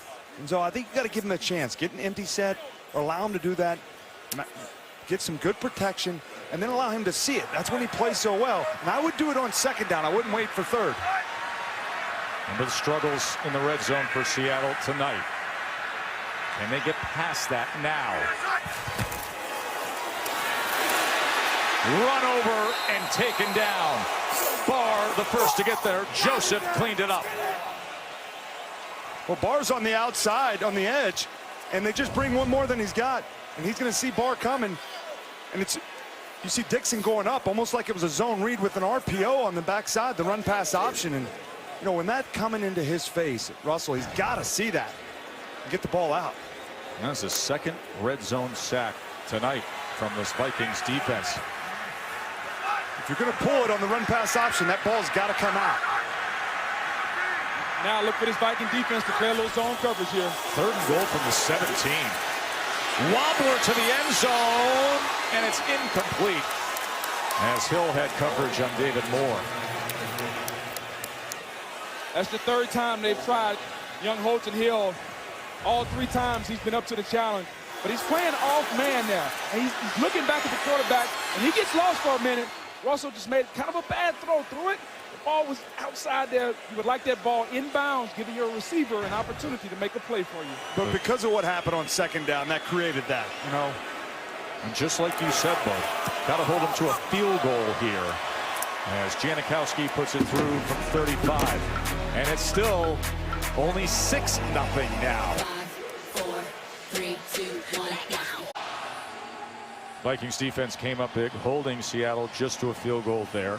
Red zone struggles continue for the Seahawks. Our Points of View is brought to you by CDW. Well, it happened on that second down. The Vikings had 7 guys up here on the line, and the Seahawks only had 6 guys, and they come inside. Barr is unblocked, so when he fakes this run on the RPO, he's unblocked. So if he's going to throw it, because they don't want to hand it off, he's got to get it out because Barr is unblocked. The awareness in that situation for Russell, he's got to have his head up, and it's okay. If he doesn't like the run because it's a crowded box, they have one more than you have blocking, that's fine, but that ball has got to come out. Guys, these goal-to-go situations tonight for Seattle. 4 plays and -7 yards. And obviously with what happened before the half where Russell Wilson extended the play in the final seconds of that first half and turned quickly and just tried to throw the ball away, and instead it was an interception into the hands of Kendricks. All these missed opportunities. And then what is going to be the answer for Kirk Cousins and the struggles he's had tonight? Look at the passing yards here. We're in the 4th quarter of this version of the NFL, this year's version of the NFL, with the inflated passing stats. Wilson has 72 passing yards. Cousins has 56. And in 1 possession games in the second half, Kirk Cousins, a total QBR of 41. That's 29th in the NFL. In 1 possession games in the second half.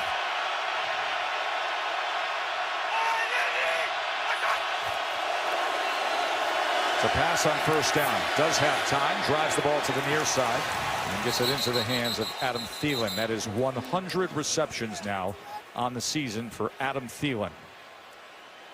And that's a really good throw by Kirk Cousins. Nice route by Adam Thielen on Griffin. Sticks him inside. Cousins throws it on time. Thielen makes a nice catch for his 100 catch. But if you're Kirk Cousins, now is the moment. We gave you $84 million guaranteed. All right? Nice record by Thielen. But Kirk Cousins in this moment has to step up for his team. This is the reason he's here and Case Keenum is not. Gonna go downtown, and able to come up with it is Diggs. Airborne and gets it. 48-yard reception. Good call, good play. Those corners are turning outside. They wanted to attack Trey Flowers, the young player. Diggs just says, give me a chance, and I'll go up and get it. These last 2 plays, both of them were play actions. They did it out of 21 personnel, which is 2 backs and a tight end, which forced Seattle to stay in base personnel, and they can attack the outside, these young defensive backs, and Flowers and Griffin. What were you just saying about, hey, hold him to the field goal, keep it that 1 possession game, you never know. Look at this opportunity now. Quickly to Treadwell as he stiff arms his way towards the 10-yard line, and the Vikings are in business.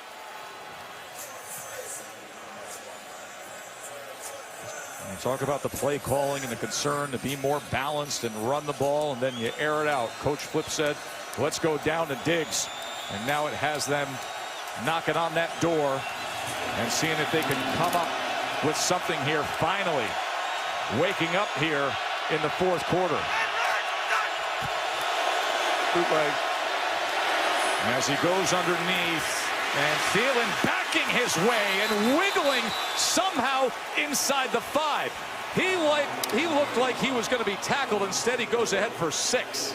Well, you know, give Thielen credit, but this is bad tackling by Kendricks, who's been suspended for 8 games, and Griffin. Just come up and wrap him up.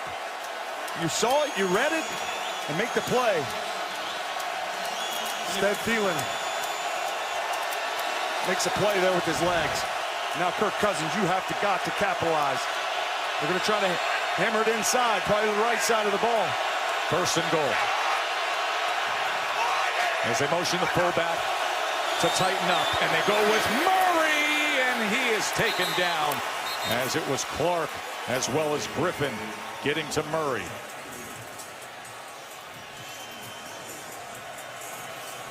You know, if you look at the Vikings offensive line, the best part of their line is their tackles. I think that if they're going to run this ball in, you got to go off tackle. Their interior three is not very good. When you talk about Compton, Elfman, and Remmers, they haven't played well collectively. If they're going to run it in, take it off tackle. By the way, Kirk Cousins has hit on his last 8 attempts. Thielen's on the outside against the rookie. Up top. He looks to the right, though. Now back to the left, to the end zone. As it was a little too high into the outside for Thielen, who was covered by Thompson.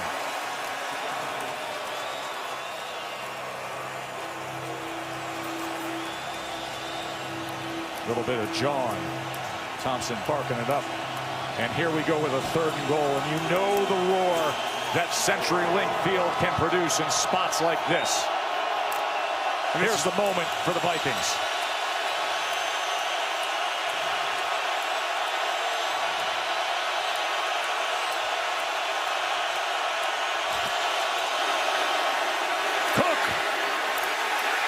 Driven back.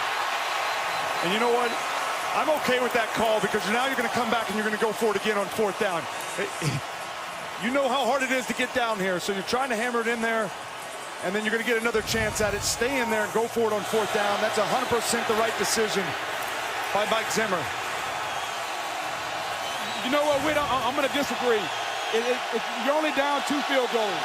Right now, you kick the field goal and you make it a 1-possession game, and your field goal kicker can tie. What game you watching, Bug? I'm just saying, hey, you've had trouble moving the ball all night. I kick the field goal here. Here's 4th and goal. Cousins to the end zone. Batted away. Incomplete.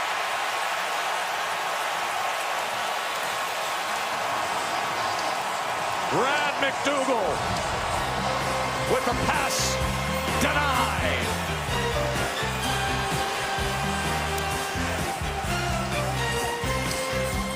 Nobody's happy over there on the Vikings side. You see Thielen talking to Cousins as Cousins walks away. 2nd straight drive that they failed on 4th down. You see the frustration with Diggs, but you also see Seattle having to start with poor field position, stacked up and going nowhere. I don't know that he even got back to the line of scrimmage there. But this was the 4th and goal. Yeah, well, it's quarters coverage right here with the 2 safeties, and they try to get 2 in-breakers on these side right here with Thielen and Rudolph. But watch Thielen at the top. The safety falls down right there. That's the read. Instead, he went to Rudolph. He had to make that decision in a split second. And that's why he was over there talking to him, because Thielen said, I was able to win. With the safety falling down, and Kirk would like to have that ball back. But the reason why I say go for it is exactly how that's playing out, where you got to trust your defense. Wilson, and now they're going to be facing a 3rd and 10 here. Backed up against their own goal line. Yeah, but here's the thing, Whit. From a momentum standpoint, your offense finally got a little bit of momentum. You missed 1 4th down, kick the field goal, keep some momentum. Now your defense comes back out and can continue. I disagree with the call. You take the points there, especially in a low-scoring game with your defense playing well. Well, you've only been across the 50 twice in the entire game, so you can't bank on getting back down there. You know. By the way, the Vikings defense there, you see, they are outstanding when it comes to opponents being in 3rd and 10 or longer. Can they get the stop here? Here's Wilson from halfway deep into his own end zone with time, as he's going to float it out of bounds. So they're going to be punting from the end zone. 8:19 remaining. That's why you went for it on 4th down. You know, he ran it on 3rd, trying to get it. Maybe you can get it in. And then I think for Cousins just having a chance. I mean, you got to pick a side there in quarters coverage. It's 1-on-1 on the outside. You know, probably could have gone to Thielen there. I love throwing it to the tight end and Rudolph, but maybe the matchup was better over there. Remember, Michael Dixon, the punter here, will not have the full 14 yards typically you get with the snap distance. So he quickly gets it away, and it takes a bounce at about the 42. Where it is touched there and then is downed. Bobby Wagner been so critical tonight. That stopped moments ago. Remember, he's wearing the Monday Night Mike. We killing them. They don't know what to do. They can't throw. They can't pass. What they gonna do? I'm wondering what they're going to do right now. Well, they had 2 plays, and they went 21 personnel play action. That's what their formula was, and now they're in the same situation. They're just in 12 personnel with the second tight end. That's when they keep this Seattle defense in base. They have a chance on the outside with Diggs and Thielen.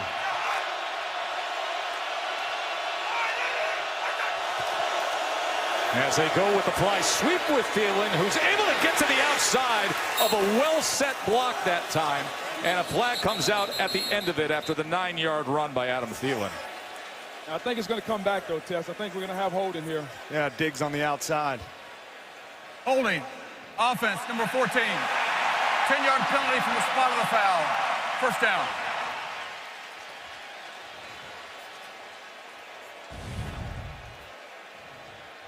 Diggs is just waiting, and then you got to go up there and close the space.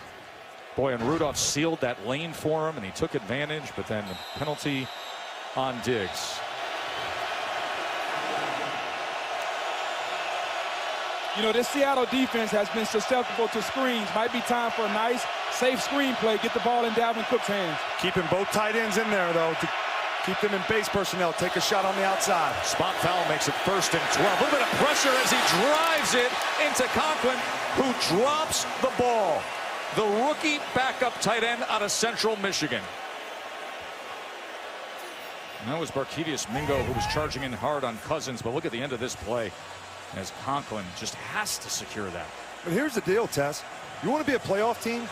It comes to this time of the game, you know, in the 4th quarter, you can't have penalties on the outside on fly sweeps. You can't drop passes when you have the ball in plus territory. Just can't happen. And Conklin is seldom used as a target. He hasn't caught a pass since week 3. 2nd and 12 now. Cousins looking to extend here and then over the middle. And right at that line to make there as he's able to go to Conklin this time. Good job by Kirk extending that play on the outside. Line's getting pushed in the pocket. He has been good on the outside. You know, the plays that he has made in the passing game, most of them happen when he's outside the pocket. And guess what? You got a 3rd and 1 again. 3rd and very short here. Remember, short yardage issues all night.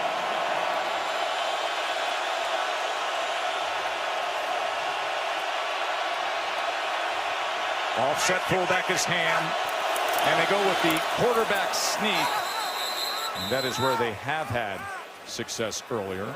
It's the best run they have. That's right, fresh set of downs. You know, the short yardage problems, they had the 3rd and 1. They threw incomplete. They were stuffed on 4th and 1. And Brian O'Neill, their starting right tackle, really fine-looking rookie out of Pitt, is still down here. And we'll take a break while the medical staff gets to O'Neill. ESPN's Monday Night Football is brought to you by Burger King. Try the $6 King Box, including 1 classic entree, fries, drink, 2 cookies, only at PK. That our aero coverage brought to you by Goodyear. So Seattle's great wheel there. Public Market. Beautiful downtown here. So that big wheel and has been an up, down, and all-around kind of game for these fans. Just a couple of field goals. Vikings were denied on a 4th and goal. And now a 1st down with the ball cresting on the 30 as O'Neill was injured on that last play as Cook was trying to dart to the left, only got a yard out of it. And they're looking at that left leg of Brian O'Neill, starting right tackle. Ooh. Man. Rashad Hill steps into play right tackle now. He's in his 3rd season out of Southern Miss. Critical time for the Vikes. They've had limited opportunities, under 6 minutes. Clock counting down, 2nd and 9. Cousins pumps and then goes downfield, and it's incomplete as he was trying to connect with Diggs, but Shaquille Griffin had coverage. But you don't see cover 2 very often from this defense. But they're going to come back here, and he's going to fake it, Cousins is, and then try to get it in there in the corner, right on that little soft spot. That's where they want to attack. But give Griffin a lot of credit. Falling off, saying, I'm going to give you the easy dump down, but you're not going to sneak it in there behind me. 3rd down and 9.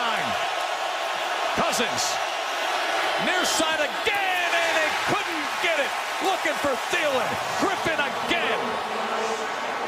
Yeah, Thielen had to wait on that one that time. Cousins was a little late with that throw, and Griffin was able to come in and break it up. You see Griffin, it's a zone coverage. Griffin, he's open, and Cousins is a little late, and Griffin makes him pay for it as Thielen is down now. But you see how he puts his pinkies together and waits for that football? Yeah. It's quarters coverage. They're going to come off. Thielen's a fantastic wide receiver, but he has got to extend and go get that ball. You know they're coming off. That ball's late at the corner there. He's got to extend with his hands in tight windows. You saw Griffin's body weight come down on the right leg of Adam Thielen at the end of that play. And guys, how about this Seattle defense? We're talking a lot tonight about the ineptitude of the Minnesota offense, but what about this Seahawks defense? The Legion of Boom is gone. The only guy left is Bobby Wagner, and this defense to this point is pitching a shutout tonight. Unbelievable job, a lot of new faces, and they're playing well, led by Ken Norton. And now Dan Bailey on to attempt a 47-yarder from this range. He's only 3 of 7 on the year, between 40 and 49.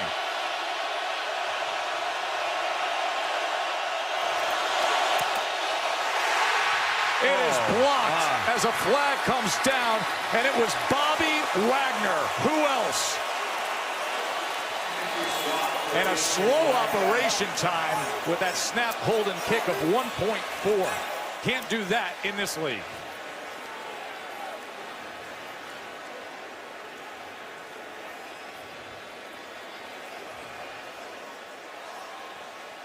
There's no foul on the play. The runner was over the line of scrimmage and jumped legally over. Therefore, the result of the play is a first down, Seattle. You know, hey, Tupac said it best, the last of a dying breed. Bobby Wagner. Wow. He's the last member of the Legion of Boom, and he's playing like it tonight. He realizes these are the type of games that the old defense he played on would win. A shutout. If they don't score, they don't win. Phenomenal athletic play by Bobby Wagner.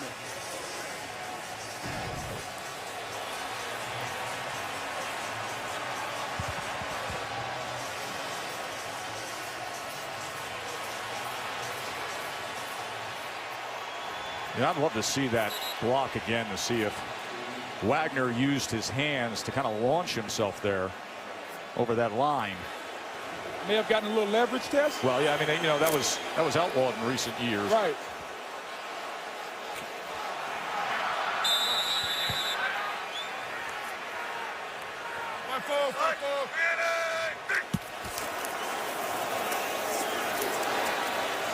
As they go to Carson here, coming up on 5.5 minutes. Watch Wagner here. Does he come in clean or does he make contact? He put his hands on someone.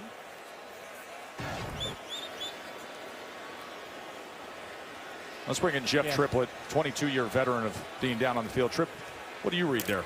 Yeah, he's on the line of scrimmage, but he's not supposed to be able to put his hands on his adjacent players to go over the top. Well, bottom line is, block is in the books. 2nd and 8, Seattle. There's Wilson. Able to escape for a moment. And then tuck and run, and look at Russell Wilson as he finally slides down. How in the world can that happen? Well, you look at this Viking defense, and we've talked all night long about outside contain, playing with your technique, playing with your leverage. You can't allow Russell Wilson. Everson Griffin goes inside, and now Russell Wilson comes outside. And at that point, big number 98, go Lynn Bell. Come on, Lynn Bell. Lynn Bell has no shot of catching Russell Wilson at that point. Sierra all high fives up in the box. 40 yards from Russell Wilson on that play.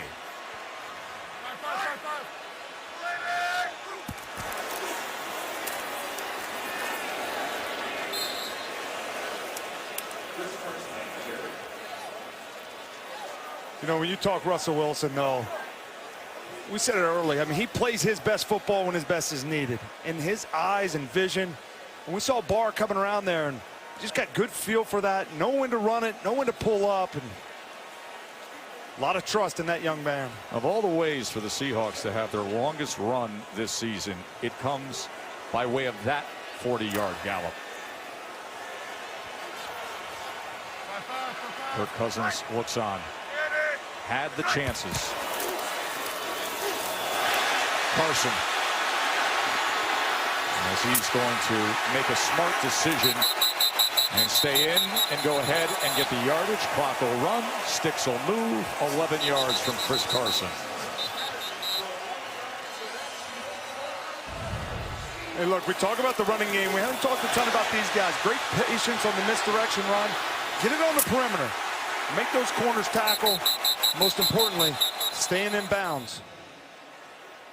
You know, and more bad news for the Vikings at the end of that play is that starting interior defensive lineman Sheldon Richardson, of course, former first-round pick with the Jets, is still down.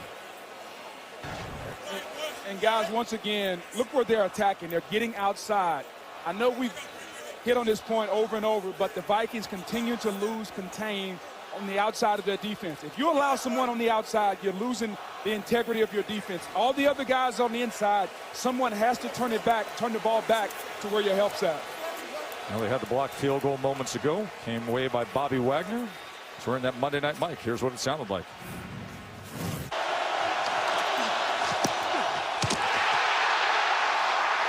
That's why you don't. Let's go! Big time!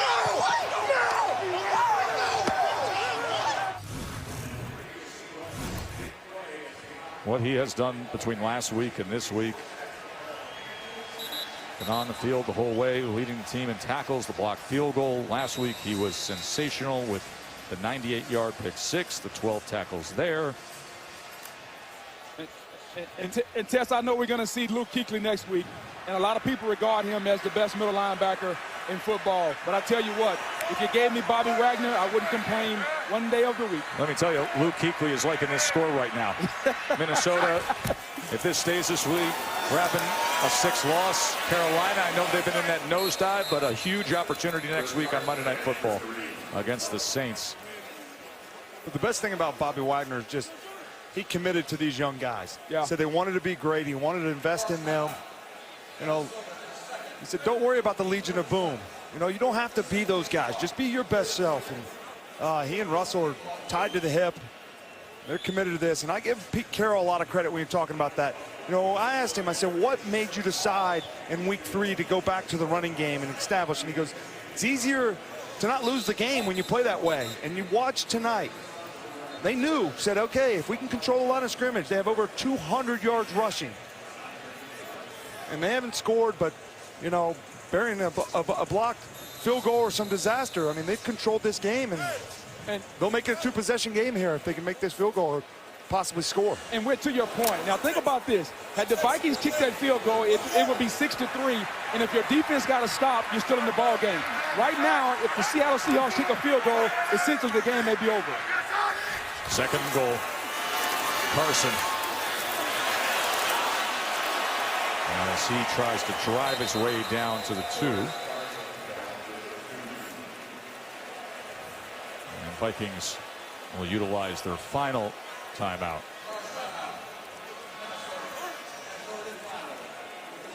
USAA and the NFL pay tribute to our armed forces through the salute to service. Vikings running back Latavius Murray, fiancee Shantae Skeens, her 11th year serving in the Navy. Latavius proposed to Shantae in March, and they're going to get married on March 9th in Orlando. She gave birth to their son Major in September, and we thank her for her excellent service to our country. 155 yards rushing before contact for Seattle tonight. That tells me 2 things. Those 5 guys up front, that offensive line led by Dwayne Brown, they are whipping the Minnesota Vikings defense, and they're losing contain on the edge. 3rd and goal as Driver took over at their own 37 with over 5.5 minutes to play. Carson, and he goes right in.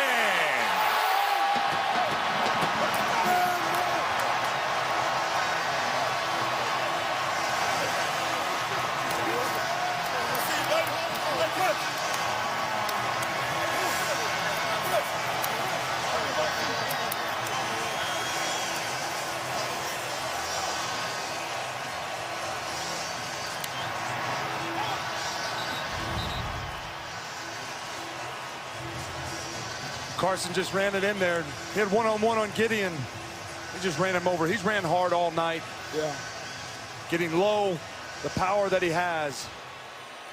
90 yards on a touchdown now tonight. And this is the formula that Seattle has committed to. And boy, have they imposed their will tonight on one of the best defenses in the National Football League. They're going for 2 here. Yeah, make it an even 14 if you can. Yep. I don't think there's any danger in Kirk Cousins scoring 14 tonight, guys. I get going for 2 because that's what the numbers say. Yep. Analytics like it. They like it. Yeah. Look at the Vikings there, this offense. And you think about the weaponry they have, especially at wide receiver and that goose egg sitting there. And you know what, Tess? You know what I started thinking about? I think a lot of people in Minnesota are going to ask 2 questions. Number 1, do we have the right quarterback? Did we give the right guy the $84 million and Kirk Cousins? And number 2, from an offensive coordinator standpoint, John DeFilippo, is he going to be here next year? Okay, we all know that the offensive gurus are the hot head coaching commodities in the offseason. I think those are the 2 biggest questions when you have a team as talented as Minnesota that can't score a single point with the defense this good. Well, it's a huge disappointment. Look, I mean, everybody thought this team was a Super Bowl or bust in a lot of ways, or could at least go deep in the playoffs. They had all the weapons around there. Mike Zimmer said that when they went out and got Kirk Cousins, they thought that was the missing link. They didn't have that in Case Keenum consistently enough. And you know what? Having that goose egg tonight, they are far away. Here's the 2-point conversion attempt, and Lockett will take it in. And Vikings opponents have converted all 4 2-point conversion attempts against them this season. Now, so the blocked field goal by Bobby Wagner, and then this drive. But, you know, I asked the question, when Wagner used his leverage there to come in and block that field goal, was it legal? Jeff, you've had time to go back and look at it. Jeff Triplett, our rules expert. What's the deal? Yeah, he can't put his hands on even his own player or anyone else. He puts both hands down. That's leverage, as we call it. Goes across the top and then goes up with his hands. That is a 15-yard penalty from the previous spot right there. So I assume Brad Allen and his crew are going to be hearing from the folks in New York as Curley using both hands to go up, gain leverage, launch himself forward. I mean, listen, outstanding athletic play from an outstanding player, but should have been a penalty. It is a judgment call, by the way, according to those in the league office. And the judgment by Brad Allen, the crew chief here, was no penalty. But you know what's not a judgment call, Tess? The Seattle defense, and they've been dominant tonight. Holding this Minnesota offense to 206 total yards. We got another good one in the NFC next week. We'll see if Carolina can straighten things out. Drew Brees and the Saints taking on the Panthers. Coverage, of course, will begin with Susie and the crew with Monday Night Countdown at 6 Eastern. Saints yesterday beat the Bucs. First time in their history they have won back-to-back division titles. This is a result here that will help the Panthers' chances. And Minnesota came in tonight holding on to that number 6 position as it stands right now in the NFC. That playoff picture. Obviously, the Rams now backing down to the 2-loss plateau. Saints have the tiebreaker against them.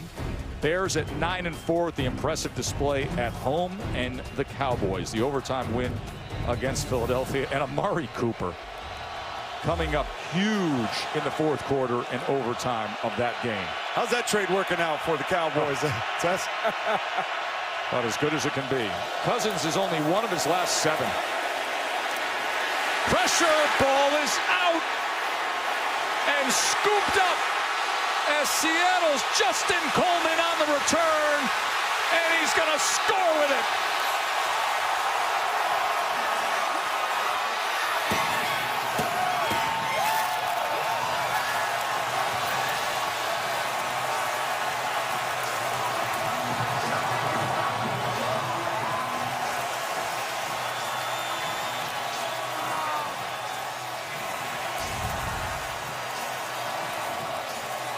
And if you're Kirk Cousins, you got to let the ball go. But the ability for this Seahawks defense to just keep coming after the quarterback over and over. We talk about how do you affect a quarterback? You do it mentally with disguises, and you do it physically by hitting him in the mouth. And they've done both to Kirk Cousins tonight. And how about Jacob Martin, the rookie defensive end, roaring off the edge to get that turnover? Feels like it's all come tumbling down here in these past few minutes for Minnesota. Jacob Martin crashing home on Kirk Cousins, and then Coleman the scoop and score. Well, Martin's coming on the edge. He's got a little bit of a chip, and he just collapses the outside. And they talk about it all the time. Go get the ball. Don't just get the sack. Turnovers matter. Nice play. And have they ever mattered when it comes to Minnesota this year? That's the 4th defensive touchdown allowed by the Vikings this season. That is tied for the most in the NFL. Tied with Buffalo. Buffalo team that is 4-9. A Minnesota team sitting here heading towards 6-1. A team that was loaded and was closing in on postseason glory last year, was a game away, and had all the hype heading into this season. You know, and we can have the conversation, Tess, about this Viking team. I think it has to start with the offense. John DeFilippo, Mike Zimmer, they've got to have a conversation. This team has too much talent to be putting up 0 points in the National Football League. And Zimmer can call out DeFilippo and talk about the running game. The bottom line, the relationship between those two doesn't seem to work. Zimmer's had several coordinators since he's been here. We met with them, and you can feel the tension between Zimmer and his offensive coordinator, and it's starting to show on the film. You look at the lackluster performance against the Patriots. I get it. We're in a hostile environment tonight in Seattle, but there's no excuse with an $84 million quarterback to put up 0 points in the National Football League. Maurice Alexander is down at the end of that return. You talk about being shut out. 2:29 still to play. The Vikings haven't been shut out since week 10 of 2007. They were shut out by the Packers back then. Guys, that was 179 games ago. And look, there's no question. There's no question that Mike Zimmer and DeFilippo aren't on the same page. But, you know, the players got to play better. That's the bottom line. Here's what happened at the end of this play with Maurice Alexander. And that's what has to happen. I mean, players got to show up and play. It's not all about the system. You want to run the football more? Well, great. I mean, but, you know, you can't have 20 attempts for 60, 70 yards. I mean, that's not going to work when you play that way and have 77 yards. It's not going to work. So the players got to block better. The quarterback certainly has to play better. And at critical times, you got to make those plays, which is what they had when they got down on the goal line. You know, let's look at the quarterback position. Do you think they made the right decision with Kirk Cousins? They decided to move on from Case Keenum. Now they have Kirk Cousins. Do you think they made the right decision? Well, I think we're still going to find out. I mean, as of right now, no. I mean, he's not worth what he's being paid. There's no question about that. But as I said, you know, I don't get caught up in that. It's like the performance. Right. He hasn't beat a team with a winning record. Yeah. And you can put up the stats, and he's having, you know, his second in completion percentages. All that's great. But if you don't win at the quarterback position, you're judged on that, and he hasn't done it well enough. Agreed. Here's Thielen as he picks up the block on the screen and then hits his stride crossing midfield. His best effort that we have seen tonight. But in saying all of that, you lose this game, and this is a tough one. It's going to be a long flight back to Minnesota tonight. But you're still in the hunt to get in the playoffs. So it's just regroup, and I played for Mike Zimmer. He'll have his team regroup, and they're going to evaluate this film a lot this next week. Unable to hold on to it that time was Kyle Rudolph, as we have reached the 2-minute warning. Raining a little earlier, reigning Seahawks pride, especially with Bobby Wagner. That's the 61st time that the Vikings have played on Monday Night Football. They've never been shut out. Now they are being shut out in terms of primetime home records. You know, Ravens, the Pats, the Steelers since 2002. They've had great records, but this is the best right here. The Seahawks. 21-0, minute 56 to play. Pitching a shutout as it stands right now.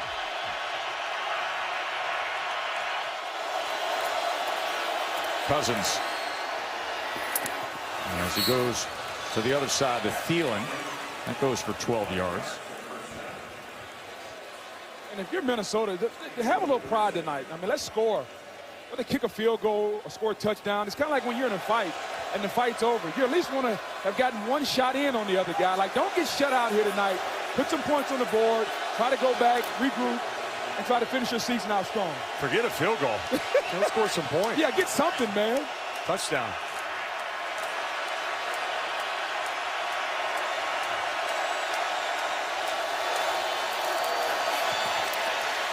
Cousins over the middle is denied as he was looking for Diggs.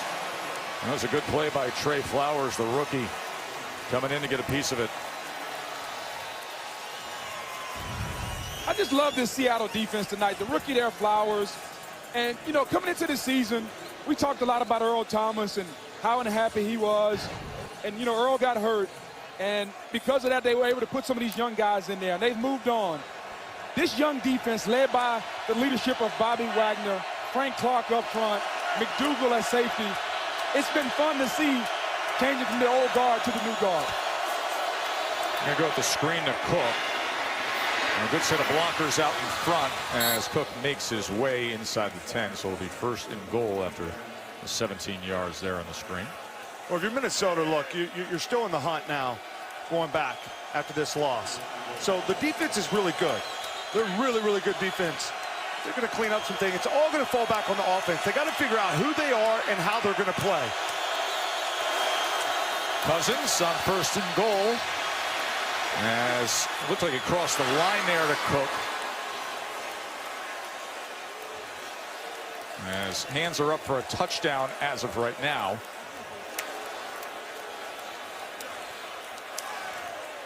I think everybody just stopped to see. Everybody just assumed he was over the line. Right. Yeah. Ball looks like it's behind, though. Yeah, as long as any part of your body is touching that line, he's good, guys. Yeah. No penalty flag came out, and he was good. There it is right there. Yeah, he's good. And that's what Kirk does now. He's had to fight. I mean, he's played 2 years on a franchise tag. He got drafted behind Griffin and Washington. And it hasn't been an easy road for him, and right now he's being tested. I played against him the last few years, and when he was in Washington twice a year. He's a competitor. He understands there's high expectations for him. It's nothing he doesn't realize. He's going to regroup, and he's going to have to play better here in the final 3 weeks. There's no question about that. Seattle, their second. It will be 30 seconds.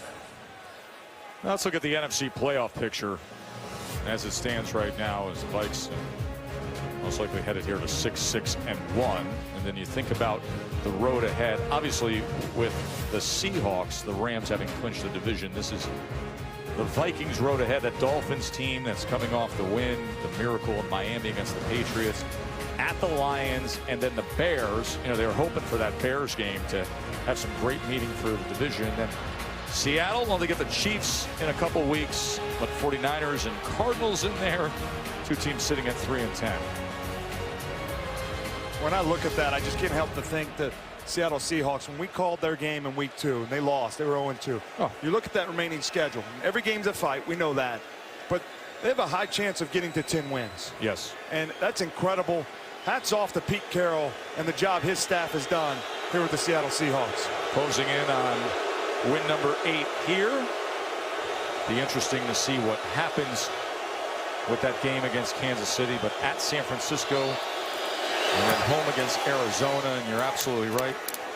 Could be pretty special considering the way we're thinking about them after that 0-2 start. Meanwhile, in the AFC, it was such a strange Sunday in the AFC, wasn't it, guys, with the Patriots, Texans, and Steelers, and then there are the Chiefs at 11-2, and what Patrick Mahomes was able to do again yesterday with the overtime win against the Ravens. 4th straight playoff berth for Kansas City. And I mean, look at these plays that he's making.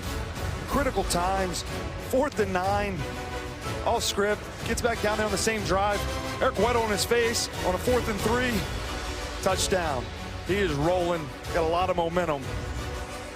You know, a lot of talk between him and Drew Brees for that MVP candidate. You can't go wrong, but to think this is his first year starting and how he's played that position, wow. We will see Drew Brees next week on Monday Night Football. And without a doubt, I can't wait to watch Thursday night, guys. We got the Los Angeles Chargers, one of the more complete teams in the National Football League, against those Chiefs. I think the Chargers are built to beat the Chiefs. Can't wait to watch that one. There's the onside attempt. By the way, onside kicks in the NFL this year. Only 4 successful onside kicks out of now 46 this season. Well, Scotty's got SportsCenter coming up. SportsCenter with SVP. Of course, all the post-game coverage from here in Seattle. LeBron and D. Wade. The final regular season matchup tonight. Bad beats from the weekend.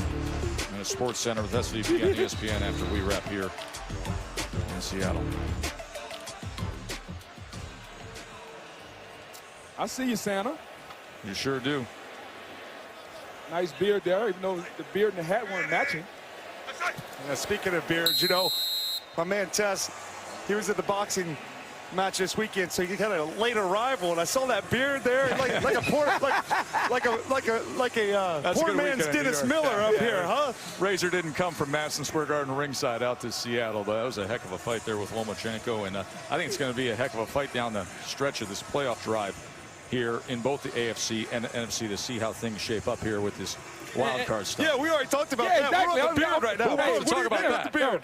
I'm talking about the beard. Is that a poor man's Dennis Miller or what? Well, if you think about it, in the pantheon of Booker Monday Night Beards, with busting chops. Where does Tess's rank? Yeah. Is he right there with Dennis Miller, and Dan Fouts, and Tony Kornheiser? Oh, there it is. Tony Kornheiser. No, thank you. Your colleague. Oh. Hey, how about we just wrap up the game? That's when you know it's a blowout when we're talking about beards. 21-7. As the Seahawks take care of business here. They win a game by 2 touchdowns in which Russell Wilson had a career low in passing yards, 72 yards. Didn't matter. Put the hat on. Celebrate a win. 8-5 now. Next week we're going to be in Charlotte to see the Panthers go up against Drew Brees and the Saints. I ask you to stay tuned for the GMC post-game report on SportsCenter. For Jason Booger and Lisa, I'm Joe Tessitore. Enjoy the rest of your night, including time with SVP to preview what is coming up on SportsCenter. Tess, thanks. An impressive 4th quarter for Seattle. We'll explore how they're rounding into a more complete team with the playoffs around the corner, plus reaction to a controversial blocked field goal, which helped change the complexion of that 4th quarter. And, of course, Monday means bad beats, a tutorial on the perils of underbetting in college football. Show starts in 3 minutes. ESPN thanks you for watching this presentation of the National Football League.